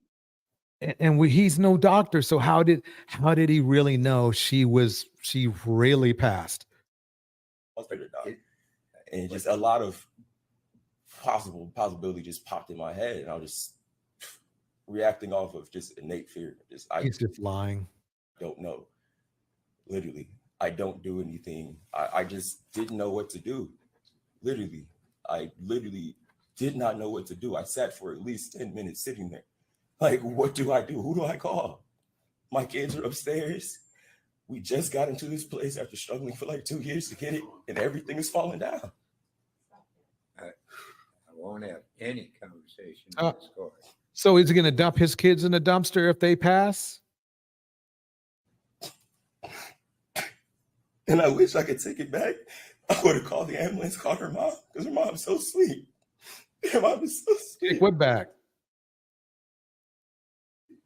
I just know. Crocodile tears. I wish I could take it back. Nobody been in the situation. At the very least, they'd be able to be like, okay, this happened, confirm this. And everybody has some sort of peace right now, you know? But I just didn't know what to do. It's not something, you know, like in life, you try to mentally prep for a lot of situations. But when one that you just would never have even thought to happen just happens, and you're like, wow, immediately the first thing comes to your mind is everything about to lose, how it's going to affect your kids, your life in general. Notice how he's just focused on himself and his own life and not the life of Zion's. Right there, that's the telltale right there. And after that, how it's flipped when whoever, it's like play telephone and Notice how he omitted any effort to try to breathe life back into her by calling 911, by trying to do CPR or anything like that.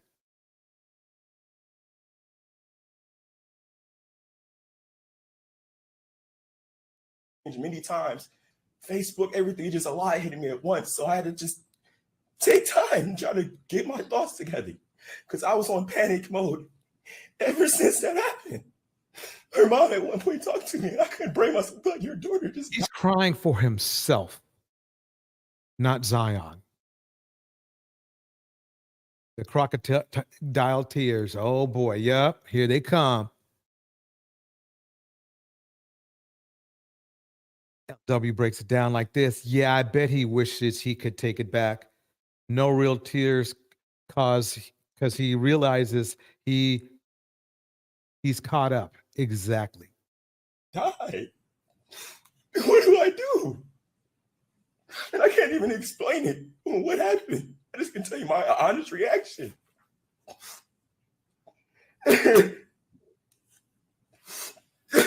Just in case you were falling for it, he's just mad because he's frustrated because he got caught.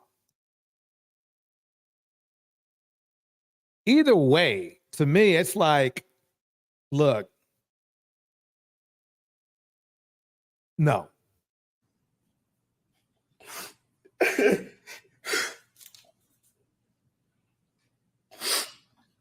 Anything further? On my client's behalf, Your Honor, I can say this: at every interaction I've had with him, whether it's over the phone, via Zoom, or personal jail visits, it's the same reaction. I wish you could take it all back. I agree, Indiana mom. You could start with not planning to R&K your own cousin out of jealousy. He wasn't even thinking about his own kids. I agree. Maybe they'll have a better life with him locked up. Probably so. Unfortunately, he didn't protect his own kids either. His own actions. And we know that's not possible, but if there's one person that might deserve to be able to take it back, he does, because he showed nothing but regret, sorrow, and just an utter confusion on his own actions. He expressed to me on multiple occasions, I can't believe I did what I did. I still can't believe it because I'm not that person. And I don't believe a lot of my clients because they're always just trying to get over, trying to decrease their time in jail or prison or whatever it might be. This gentleman's not one of those persons. Very well, Mr. Prosecutor. Why? Welcome to the chat.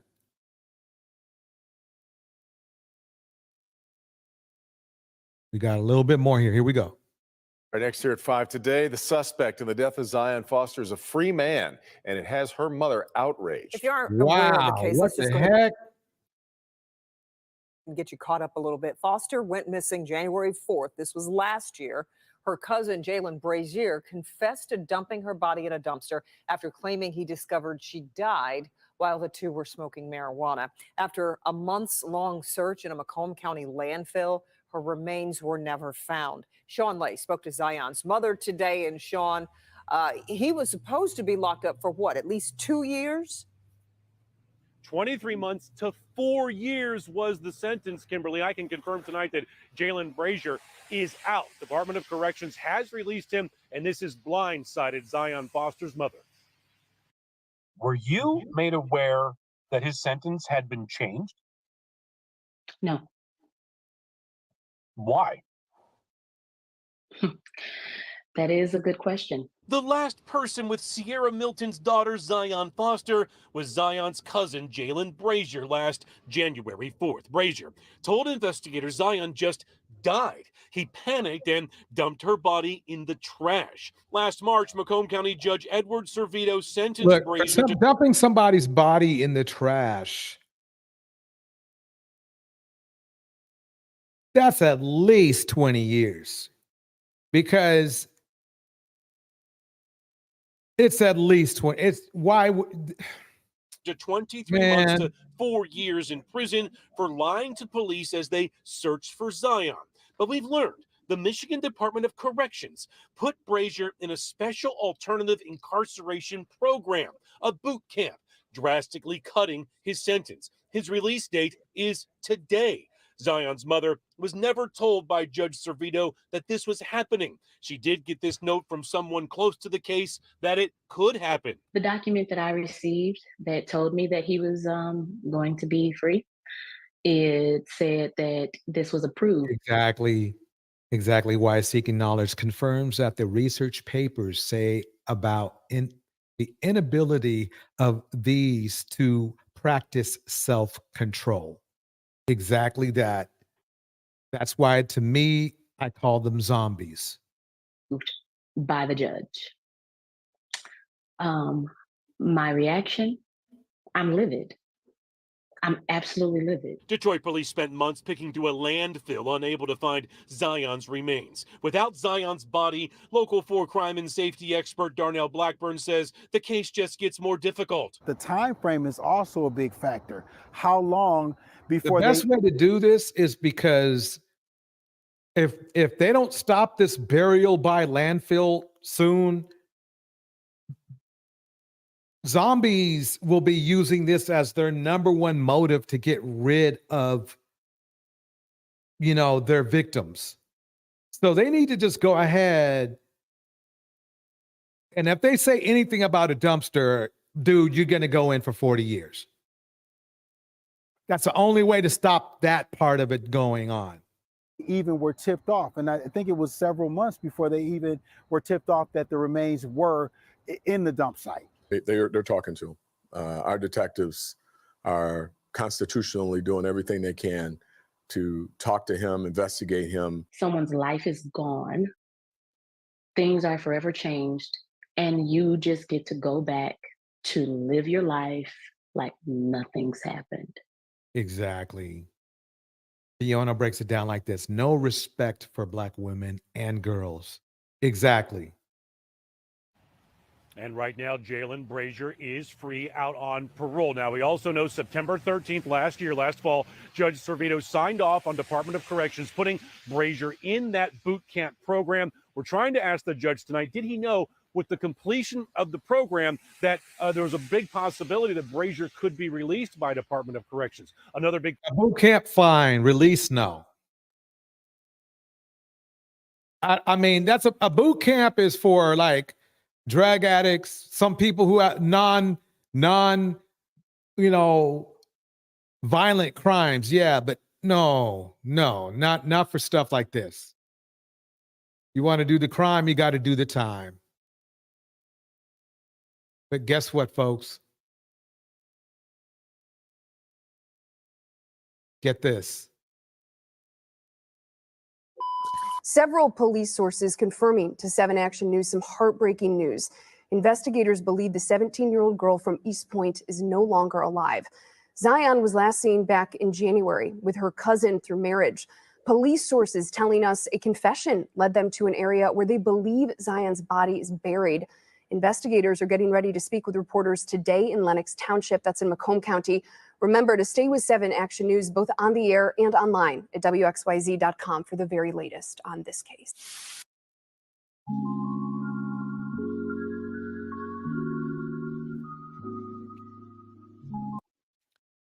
Why is Seeking Knowledge breaks it down just like this. No outcry or discussion or fault found in the red pill spaces. Only convo about weave and lashes. Exactly that. The red pill can only offer the red pill can only offer pain, anger, and restraining orders to Black women. A confession has led police to the body of a 17-year-old Michigan girl who had been missing since January. The body of Zion Foster of East Point was deeply buried. Foster was last seen on January 4th with her cousin, Jalen Brazier, 23. In March, Brazier admitted to throwing Foster's body in a dumpster after she suddenly died while they were together. He has been convicted of lying to police in this case and sentenced to 23 to 48 months in prison. It is unclear if the confession leading to the body came from Brazier or someone else. The cause of death has not been released. We begin tonight with the search for Zion Foster, a teenager missing for months.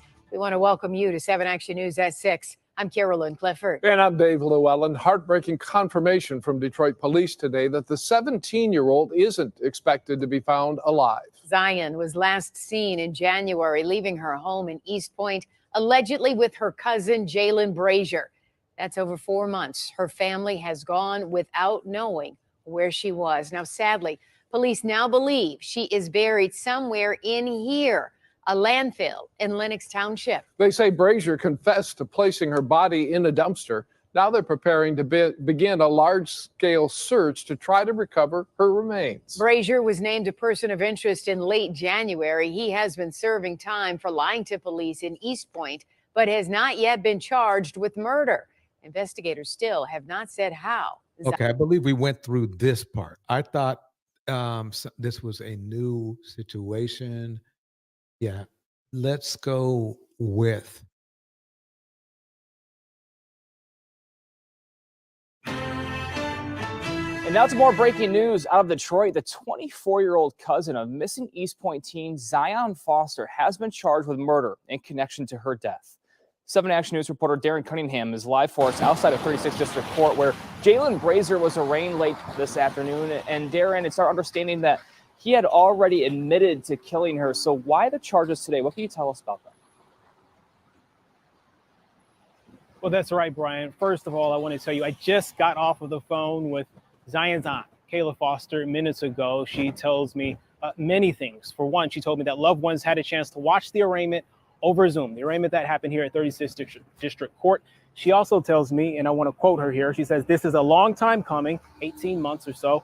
It's been a painful day-to-day process, but she's happy to see the progression, and she is glad that investigators have not forgotten about Zion." Now, today, Wayne County Prosecutor Kim Worthy charged Zion's cousin, Jalen Brazier, as you mentioned, in connection with her death. 24-year-old Brazier, at one point last year, was locked up for perjury for lying about Zion's whereabouts, but he was released after a period of months. You'll recall the search of the landfill in Lenox Township last summer, months after the 17-year-old's disappearance, and Brazier, they searched that landfill because Brazier said he threw her body away. Now, that search, as you may also recall, came up empty. Now, Zion's body still has not been found, but now investigators have determined they have enough evidence to charge Brazier with first-degree murder. In this case, there is a compelling body of evidence that confirms that the defendant took a young woman's life, disposed of her remains, and then repeatedly obstructed the investigation into her disappearance. He goes to work, he goes home, he goes back to work, he goes home. That's all he does. He doesn't go anywhere. His grandmother comes and visits him and his children. He is not a threat to society, nor is he a threat for legal. He's been a model parolee in this situation.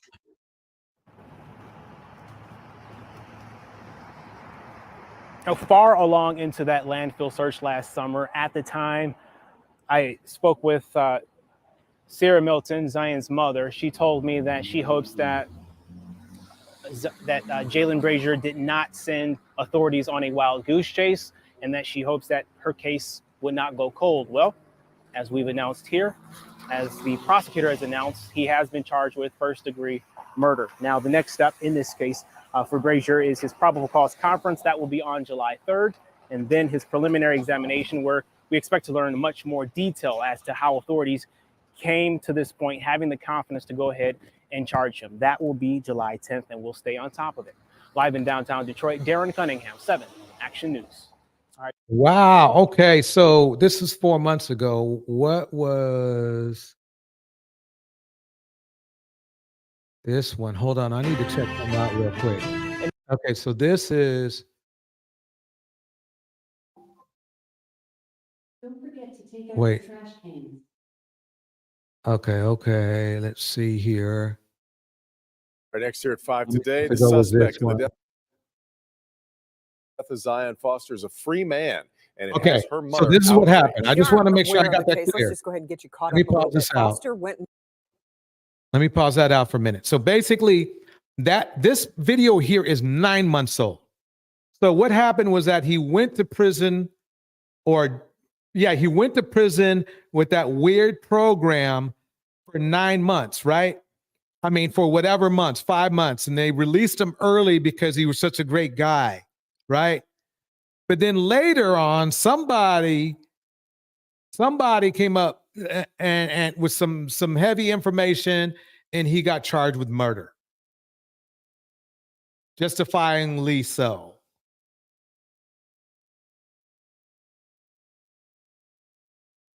That is just crazy, but at least it looks like the result is going the right way. That was 4 months ago. Let's keep it going. Let's keep it going. The story of Zevaya Flanagan. And over that something was wrong. They could have at least tried to find him or check it out.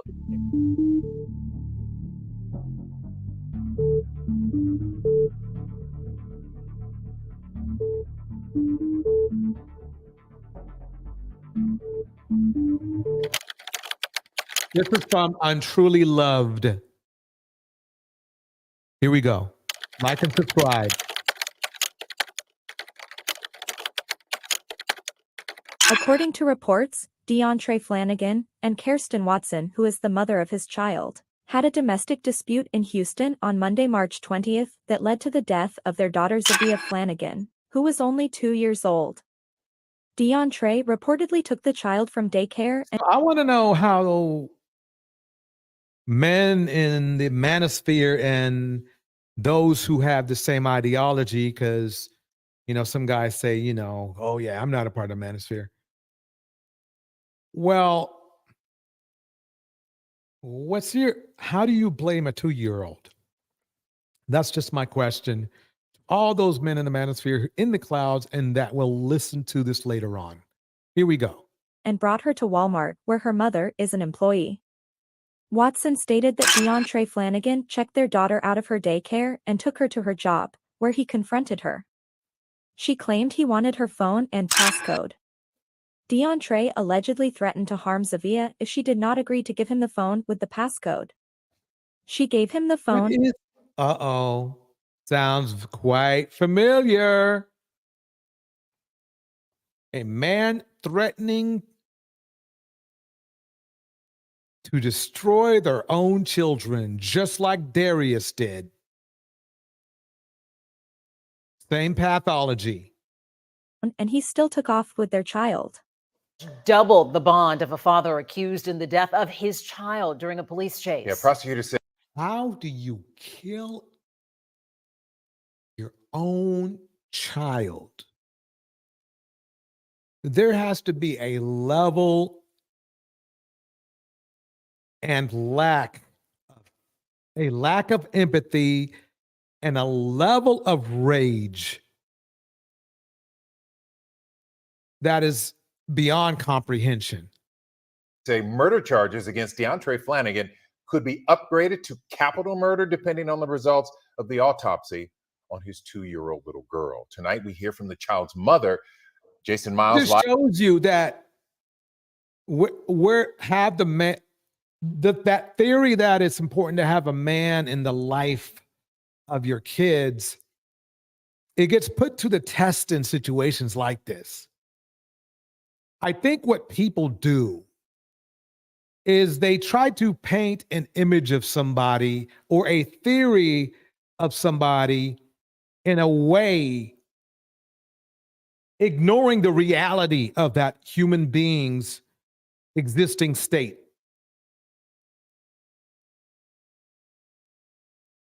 KeeKee it sounds sad for me to say this, but KeeKee in many ways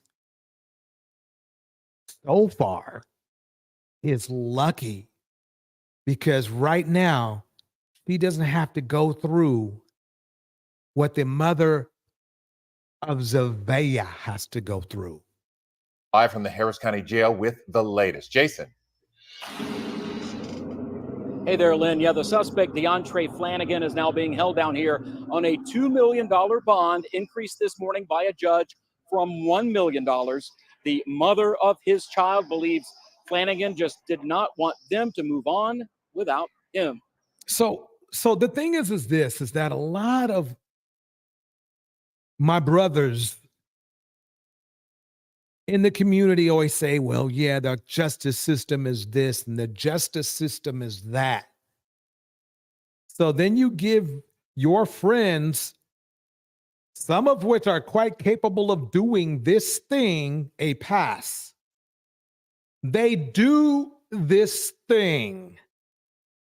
They do this thing, but you still want to be seen. You want our culture, you want our men to be seen as innocent men. Other cultures are looking at this and they're like, dude, we're looking at the tape now.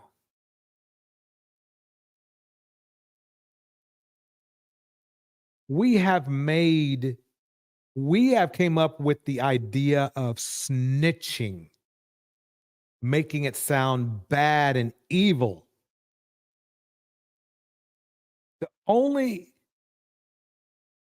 We're not talking about snitching from smoking weed behind the back and not telling on your parents. You guys want to make snitching for stuff like this evil and bad. You call it snitching.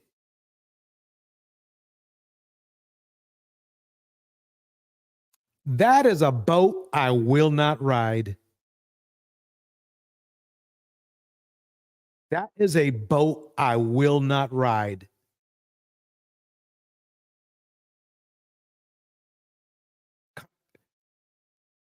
What makes you a good man is to abide by policies and laws. When you don't do this, you're not good. You're only good in your own mind.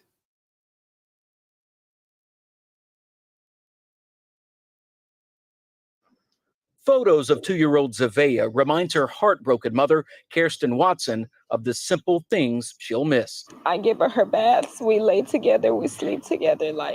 And now I won't be able to do any of that anymore.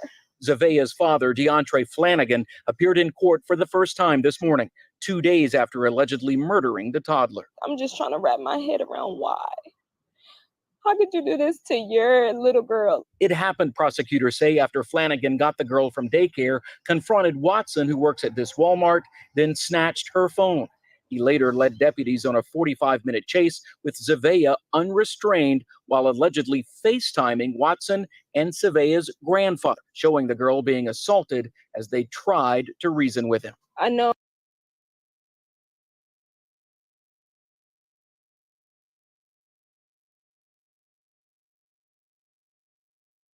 Is that the type of protection that we have to offer, even our own?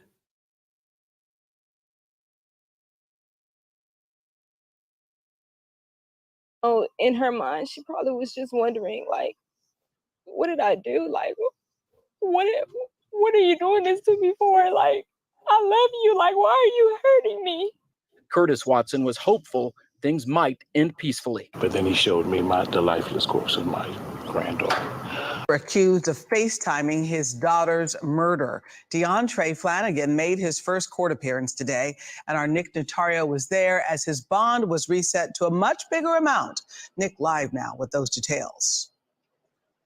DeAndre Flanagan had his bail doubled to $2 million. He's behind bars tonight, but the mother of the child that was killed believes he should have been there before after she called for help. Domestic violence advocates shared what you can do and why you should also keep being your own advocate to try to get help. Unfortunately, us in the Black community, we need to focus on being the best we can be. What we need not to be best at is domestic violence. Unfortunately, that's not the case because we are. This was the scene Monday as officers raced to save a 2-year-old's life, a scene that developed after officers say her father, DeAndre Flanagan, took his daughter, Zevaya, from a daycare, got into a fight with her Wait mother. a minute. I thought it was the man who was trying to hurt your children.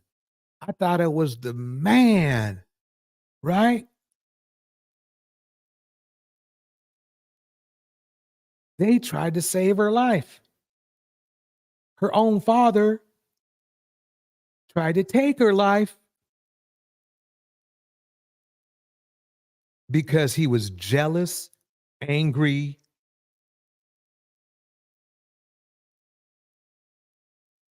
no impulse control, just like all my pals in the red pill system. And led police on a chase. Flanagan faces a murder charge and appeared in court for the first time today. The toddler's mother believes it should never have gotten to this point. And I told them, King Lucifer states, unfortunately, DV exists in all racial groups. And you are absolutely right. The painful, shameful thing is, King Lucifer, is we've climbed to the top of that competition. told them over and over that something was wrong. They could at least try to find him or check it out. This office says it responded to 2 calls in the days leading up to Monday's incident. Nearly a week ago, they say the DA's office declined to press charges due to insufficient evidence. The DA's office says no determination on charges was made and asked the deputy to investigate it further. Deputies responded again days later. This time, the DA's office says it never heard from the deputy. The office says it never heard from the deputy. Amy Smith from the Harris County Domestic Violence Coordinating Council says these cases can be difficult. Sometimes there's a lot of incidents that don't rise to the level of a criminal prosecution, but it's good to get these things documented. Smith says it's important to keep calling and be your biggest advocate. And that means, giving them every information that you think is relevant. And even if they don't ask for it, give them text messages, give them emails, give them what's been said on social media. Toddler's mother says she shared text messages and social media posts with the deputy. We've asked the sheriff's office what evidence was provided to prosecutors. We haven't heard back. Advocates say if an arrest doesn't happen, don't be afraid to keep calling. If you have to be the squeaky wheel, be the squeaky wheel. If you're not satisfied with the response of the police, there's a chain of command you can go up and that you can talk to. Advocates say you want to make sure that you have a safety plan. This includes what happens at your child's daycare as well as the school. You want to make sure that the pickup list is updated. And even if a biological parent is allowed to pick up their child, let the daycare be aware of what's going on so that way if the parent shows up, they can call you immediately. Now, if you're unsure of where to begin and need help, you can always call 211 or you can reach out to the National Domestic Violence Hotline.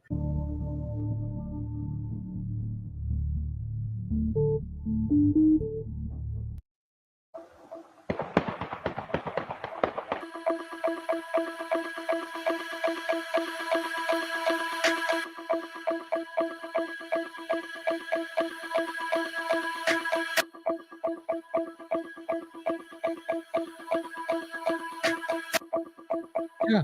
I mean, wow. I have nothing else to say. Let me keep going.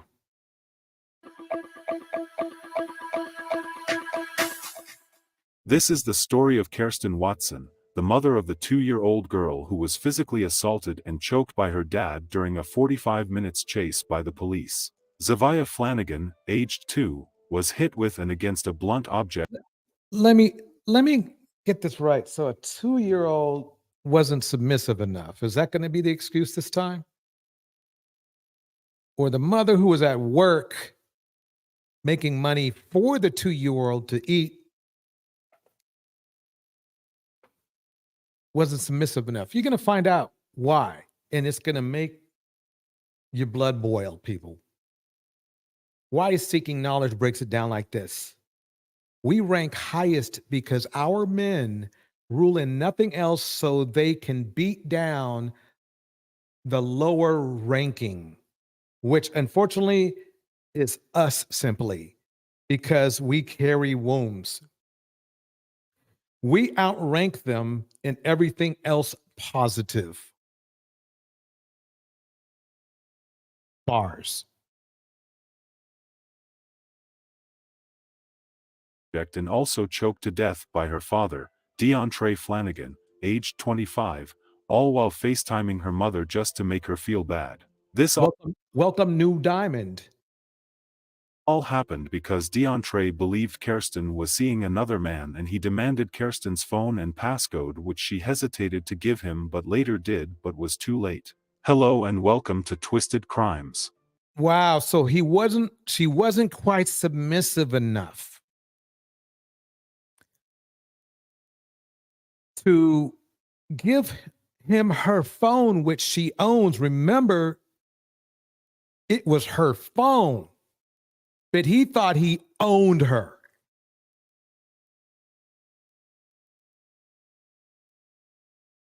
So he deleted their baby. There's nothing you can do with that.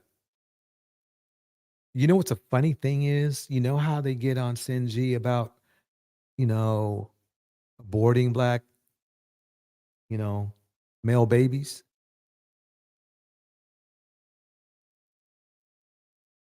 What about shit like this, fellas?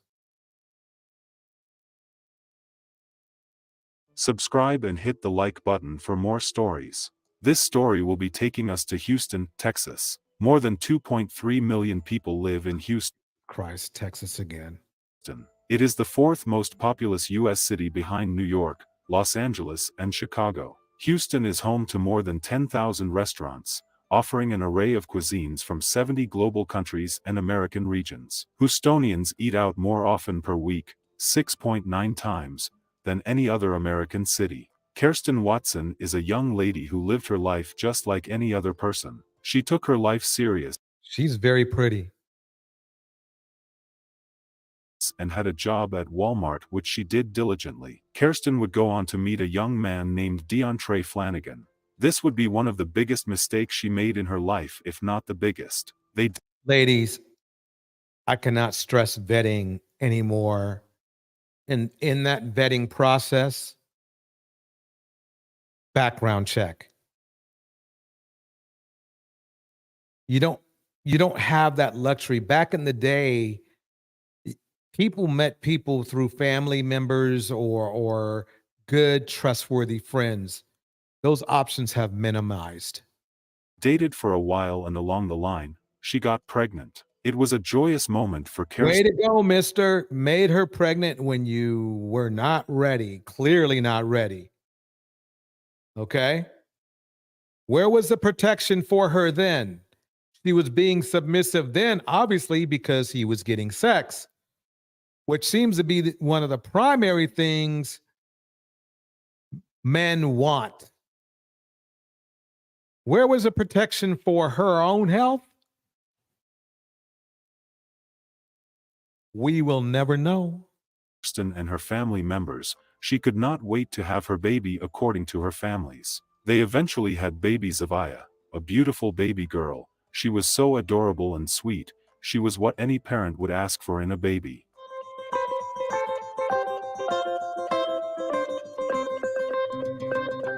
And he had no problem, this gorgeous little baby. And he had no problem doing what he did.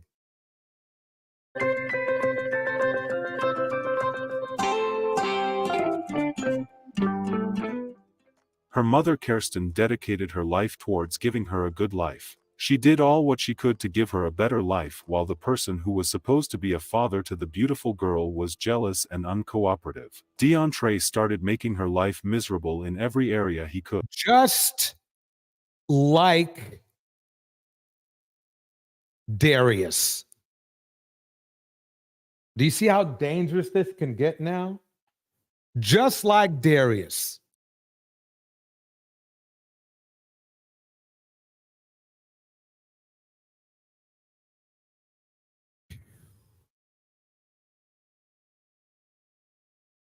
Let me gather my thoughts for a minute.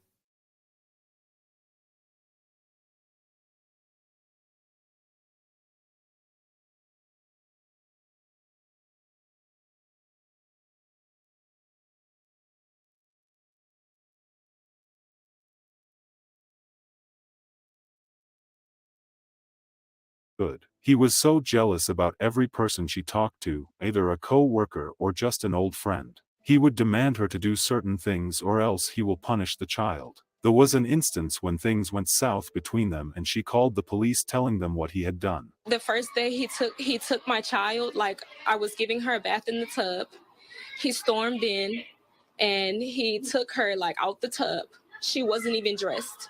And he just took her out the house and drove away in a car. Kirsten says in the week leading up to this incident she contacted the police on 3 different occasions about DeAndre, but she was told there was nothing they could do. Kirsten would break up and try to go her way, but DeAndre would not let that happen. We've been going Just like Darius and KeeKee. You see the pattern? Why seeking knowledge in the manosphere? This could be some very deep, important, pivotal conversation. But it would have a black male blamed.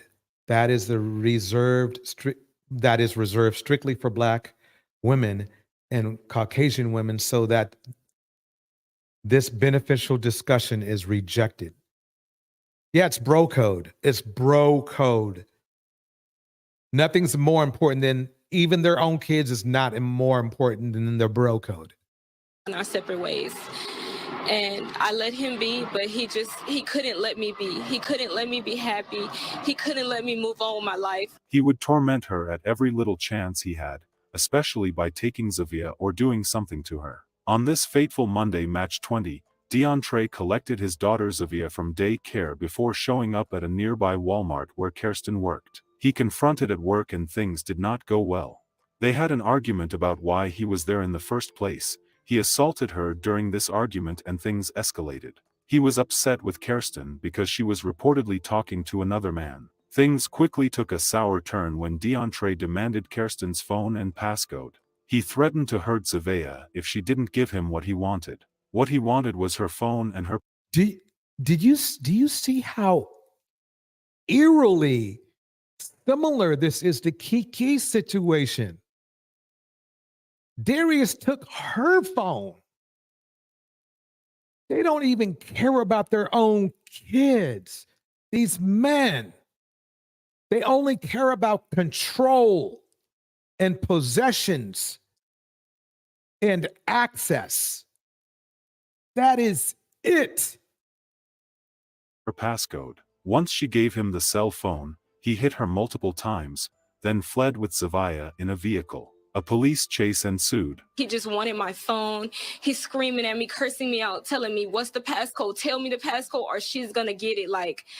And I'm telling him the passcode and I'm telling him over and over and over. But at the end of the day, I guess it just wasn't enough. During the 45 minutes police pursuit with Zevaya unbuckled in the car, Zevaya's mother made contact with DeAndre on FaceTime. However, DeAndre allegedly grew angry after he asked for the cell phone password, but didn't receive it. When Pause right there. King Lucifer, that's an interesting observation that could be true. I'm not going to say it couldn't be true, but in many, many cases, okay, especially from what I've learned with sociopaths, psychopaths, and narcissists, they have a way, they are excellent. They can be excellent actors. When they get their way, they are all good. When they don't, they are all bad. They know how to hide anger. They know how to hide deviancy. That's how they're able to survive and, what would I call it? In some ways, excel in society. So yeah, I do understand it. And then there's a second element, is maybe the young lady who had a child by this man, she may have not have grown up with the best role models herself. Maybe her father behaved a lot like this dude did, which gives her no compass to go by or no way to detect red flags. DeAndre finally got the passcode. He started hitting and choking Zevaya while Kirsten was still on FaceTime and watching the attack on her daughter. She begged him, saying, "Please, please, this is your daughter. She loves you," but he would not stop. He said, He didn't care. He didn't care about that kid. He cared about access to the child's mother. Remember now, they broke up. They broke up. Just like KeeKee. And why do I keep bringing up KeeKee? Because she's famous enough. KeeKee is famous enough that we need, whether she likes it or not, unfortunately, her to be the poster child for DV, because otherwise nobody's going to care. We have so many poster childs of DV. We could go back to Tina Turner. We could go, and every woman that was around, Trey Songz or Chris Brown. We have too many monsters among us, fellas. If you really want to make a difference and improve the community, solve that problem. Don't ask for gifts when you don't deserve them. You say you can provide protection, even if it might be just conditional, but you're letting your brothers or maybe even yourself ruin our reputation by acting like this dude right here in the photo. "This is what you made me do. All you care about is that man." Her face was just covered in blood. He hit her with something really hard. And then he called me on FaceTime and he showed me that he choked her on FaceTime as I was on there. And I said, "Trey, that is your daughter. That is your daughter. Stop. That is your daughter. She loves you. I care about her. You care." This is why a lot of men wonder why the woman gets awarded when it comes to domestic disputes, the child.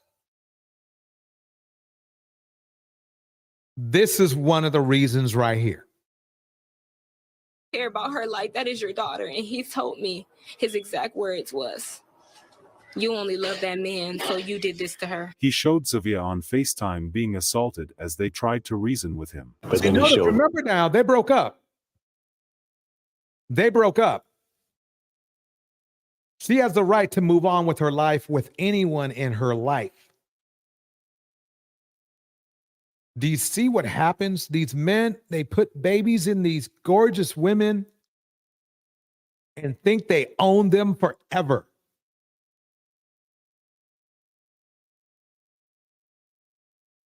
They don't care about the kid. They care about access and control. Indiana Mom breaks it down like this. They want kids with Black women for unlimited access to mother and even the little girls' bars. Once access is cut off, The kids are worthless to them. Bars. And the only way to hurt the mom is to hurt the child. Bars. New Diamond breaks it down like this. These demons are miserable. They are nothing but a dust mite in between semi-naive, desperate mammies' feet, spreading contaminated juices all over the place. Broke, disgusting, and proud. Degenerate. The lifeless corpse of my granddaughter. I wouldn't wish that on anyone, and to have to go through that type of anguish and pain. The chase ended after he crashed into other cars and stopped in a field at St. Dunstan's Episcopal Church, sparking a standoff. It was a full-scale SWAT scene caught by our camera. The plan to rescue a 2-year-old girl from her own biological father, who more or less kidnapped her Monday morning from daycare. That 20-something-year-old suspect seemed to show no concern whatsoever for his daughter's well-being. Bars. Shamefully bars. Bystander Brittany Rogers was sideswiped, she says, by the suspect's Camaro. Next thing I know, I just see him like hit my car. I feel it. And I'm looking at him and he just back on out. And then that red Camaro stopped and just stayed there. Stubner Airline north of 1960 was blockaded for hours. The suspect and his daughter inside the car. Presumably, she was already dying, but he wouldn't come out until SWAT got him out. And he wasn't even injured in all of this, says the sheriff. SWAT officers surrounded the vehicle, and after about 20 minutes, the Harris County Sheriff's Office they moved in. The toddler was rushed from the car by authorities and taken to the hospital, where she was pronounced dead. A tactical team eventually arrested DeAndre after a standoff. I want to run through the sequence of events as we know them. I want to emphasize that all of this remains preliminary as there were a lot of moving parts. A lot happened earlier this morning. And so I want to just be clear that it's still preliminary and we'll try to update as. Fellas, we can't even protect our own children.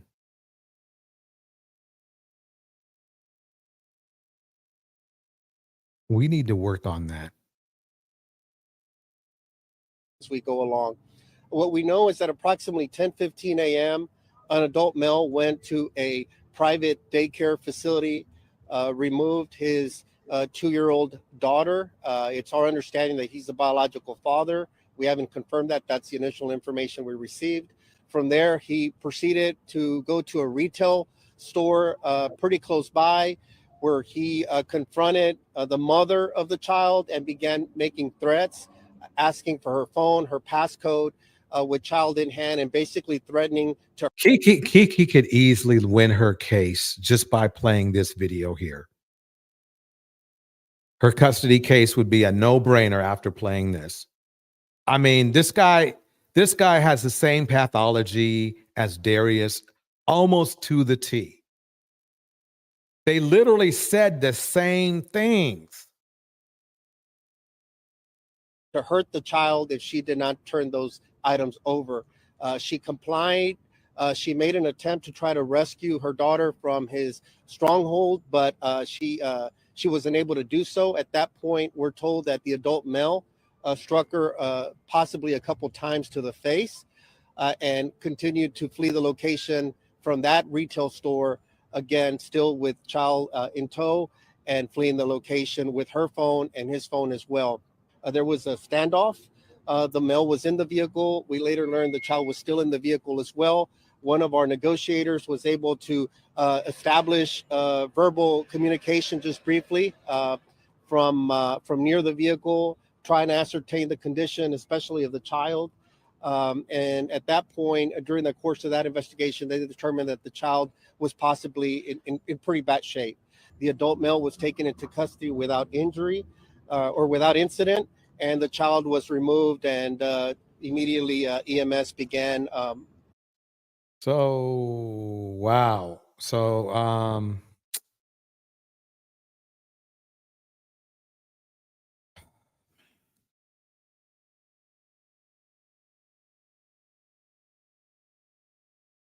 this is what providing life-saving measures at that point. The child was in very serious, critical condition. So CPR was administered almost the entire time until Life Flight arrived and has since taken the toddler, who we're told is 2-year-old Black female. And again, she's in very critical condition. I have not received an update since her arrival at the hospital. So our prayers above everything are with the child. According to a police affidavit, Flanagan hit Zevaya with and against a blunt object and choked her. Now, the girl's family says they had concerns about her safety for several days before all of this happened. In fact, last Wednesday, they say DeAndre Flanagan picked up little Zevaya and threatened to hurt her then, but they say nothing was done. I'm going to keep repeating. I'm going to keep repeating his name because we still have a chance to save KeeKee's little one. We still have a chance to save KeeKee's little baby. Okay? We have a chance to save KeeKee by supporting her, making sure that that her monster doesn't get a hold of that child ever again. Flanagan, of course, is now charged with murder. According to court records, he hit little Zevaya with and against a blunt object and choked her as well, we've learned on Monday. The little girl's aunt just at a loss as to what the 2-year-old may have felt in her final moments. She was probably just thinking, why? Like, Dad, what did I do? And she didn't do anything. She didn't do anything but love him and be a joy to the world. And he's just an evil person. The mom said she tried to get the cops to save Zevaya as fast as possible, but they wasted another 20 minutes. I am telling the officers, look at this FaceTime. Move in. Move, Kirsten said. They sat there and said they have to get everyone ready, and they have to put on their shields and all this extra stuff like he wasn't killing her on this FaceTime call. They waited at least 20 minutes to move in. The Harris County Sheriff's Office said they are also conducting an internal investigation to determine if policies and procedures were followed. Also, she felt they should have taken her seriously, as she has called about this same man 3 times, but they told her there was nothing they could do about it. They didn't want to pull nothing until she actually passed. And So I think it might be a good idea to maybe, especially with elections and stuff coming up and around, it might be too late for this cycle, but need to vote in more laws to protect Black women. Believe it or not, I don't think that's going to be a problem. Especially if it's protecting Black women against Black men. Hate to say it, but I think everybody will be fine with that. I hate to say it as a Black man, but we need to stop our fellow brethren from embarrassing us and giving us a bad reputation. The only way to do that is to, what you guys call it, snitch on them when you know something's wrong. I don't care about because if he was smoking weed at lunchtime, fuck that's it. I don't worry about that. What I'm worried about is when you know he's putting hands on somebody he don't need to be putting hands on. You know it. You know I know because you know I know. And that's why you get mad at me, because you know I know. And then when you look in the mirror, instead of worrying about what you need to do with your soul, you get mad at me, fellas. Hundreds of you. You know I know. Welcome to Trixie in the house. It's good seeing you, Trixie. Let me keep it going. I told them over and over and over that something was wrong. They're going to at least try to find him or check it out. But no. The police confirmed they had been called in twice after Flanagan was reported, once on March 15th for a terroristic threat, and then again the day before the murder for telephone harassment. During the same year, He was also charged with criminal mischief for driving a car into someone's home. DeAndre Flanagan is charged with murder. A judge set his bond at $1 million. DeAndre appeared in court for the first time on Wednesday evening. Nothing but rage. You can see it right now in his eyes. Look at him. I bet he's looking at the mother. I bet he's saying in his own mind, if he didn't say it out loud, "You're next." With a judge confirming the murder charges and increasing the bond to $2 million. A judge doubled the bond of a father accused in the death of his child during a police chase. Yeah, prosecutors say murder charges against DeAndre Flanagan could be upgraded to capital murder depending on the results of the autopsy on his 2-year-old little girl. Tonight, we hear from the child's mother. You need to throw the book at him and put him under the jail. There's no other option. Otherwise, more sociopaths will continue to do this type of deviant behavior. Mother, Jason Miles, live from the Harris County Jail with the latest. Jason. Hey there, Lynn. Yeah, the suspect, DeAndre Flanagan, is now being held down here on a $2 million bond, increased this morning by a judge from $1 million. The mother of his child believes Flanagan just did not want them to move on without him. Photos of 2-year-olds. No, it goes worth. That's a nice way of putting it. He wanted continued control and access. That's what he wanted. Now, moving on without him is kind of like a romantic way of putting it. But at the end of the day, control, access, that's what he wanted. Zevaya reminds her heartbroken mother, Kirsten Watson, of the simple things she'll miss. I give her baths. We lay together. We sleep together. And now I won't be able to do any of that anymore. Zevaya's father, DeAndre Flanagan, appeared in court for the first time this morning, 2 days after allegedly murdering the toddler. I'm just trying to wrap my head around why. How could you do this to your little girl? It happened, prosecutors say, after Flanagan got the girl from daycare, confronted Watson, who works at this Walmart, then snatched her phone. He later led deputies on a 45-minute chase with Zevaya unrestrained while allegedly FaceTiming Watson and Zevaya's grandfather, showing the girl being assaulted as they tried to reason with him. I know in her mind, she probably was just wondering, what did I do?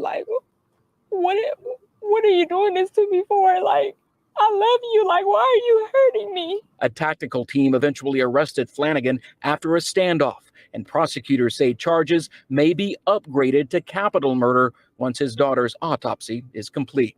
It's my suspicion that Zevaya died due to strangulation, which would not be the result of any sort of blunt force impacts that she sustained in the car driving with the defendant. Zevaya's mother says she was just trying to end things with Flanagan, but is now left without her only child as well. All I was trying to do was provide for my daughter and move on. And I guess So she has to provide for her daughter, not the man. Just didn't want that. Didn't want that for us. And prosecutors say Flanagan's criminal history includes attacking his own brother who has special needs. Flanagan's public defender did not comment following today's hearing. Meanwhile, the sheriff's office says it did respond to a call last week regarding allegations that Flanagan was making terroristic threats. However, there was insufficient evidence to file criminal charges at the time. We hope baby Zevaya gets the justice she deserves. Our sincere condolences to the friends and families of Kirsten Watson and Zevaya Flanagan. May Zevaya's memory be a blessing for her family and for all who knew her, and may her life and death be an inspiration and a turning point towards justice and increased protection for domestic abuse survivors. Please stay safe out there and see you guys in the next video. Hey, what's up, you guys? Listen, this is a busy Okay, day for so what I want gossip. to do with this Birds is show of you trash some quick. feathers flock together. Let me show you the similarities. Let me go in the middle here. This is from Tisa Tells. Tisa Tells. Definitely make sure you like and subscribe. Hey, what's up, you guys? Listen, this is a busy day for gossip. Birds of trash feathers flock together. We have just found out that Darius's brother, Sarunas or whatever, drove from Insecure is just as much as trash as Darius, you guys. I've been getting so many tips. There's going to be 2 videos coming out today about this, maybe even 3.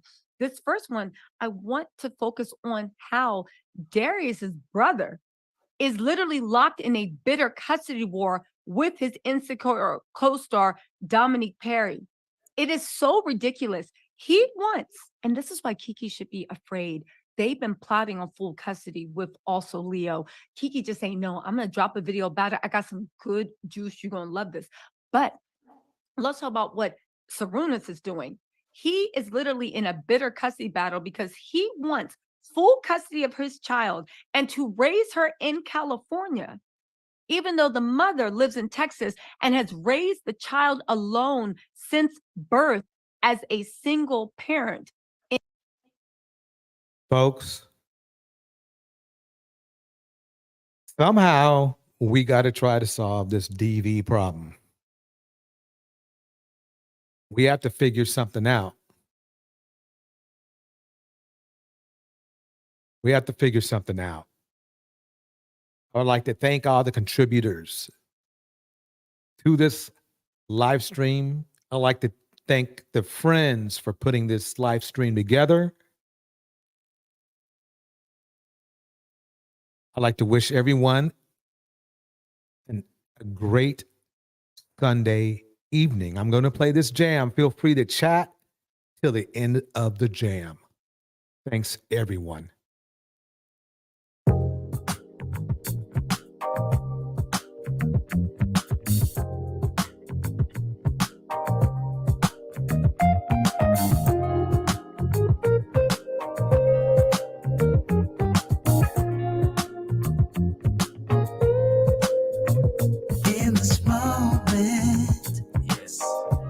Cannot say what's wrong or right. It's not hard to fool me, 'cause I'm addicted to the good life. Yeah, lead the way, I follow, no need to say where we are heading now, babe. I follow to the edge of it all, to the edge of it all. So tell your good lies, 'cause I'll find no better one. Yeah, susceptible lie before the moment flies. Ooh, so tell your good lies, 'cause I'll find a better one. Ooh, susceptible lies before the moment flies. It's not a problem. Why is seeking knowledge in the house? Miss RV, New Diamond, King Lucifer. Nothing can stop me, 'cause I'm addicted to what you and I realize. New Diamond. Lead the way, I follow. No need to say Mom where we are heading now, babe. I follow to the edge of it all. So tell your good lies, 'cause I'll find a better one. The LW Academy Hub for Women. Susceptible lies. Evan, the lifestyle guy. Before the moment flies, before it flies. Evergreen. Old Reflection. 'Cause I'll find a better one. Fiona. Christy Latina. Sweet Award. Hazelbug. Thanks, everyone.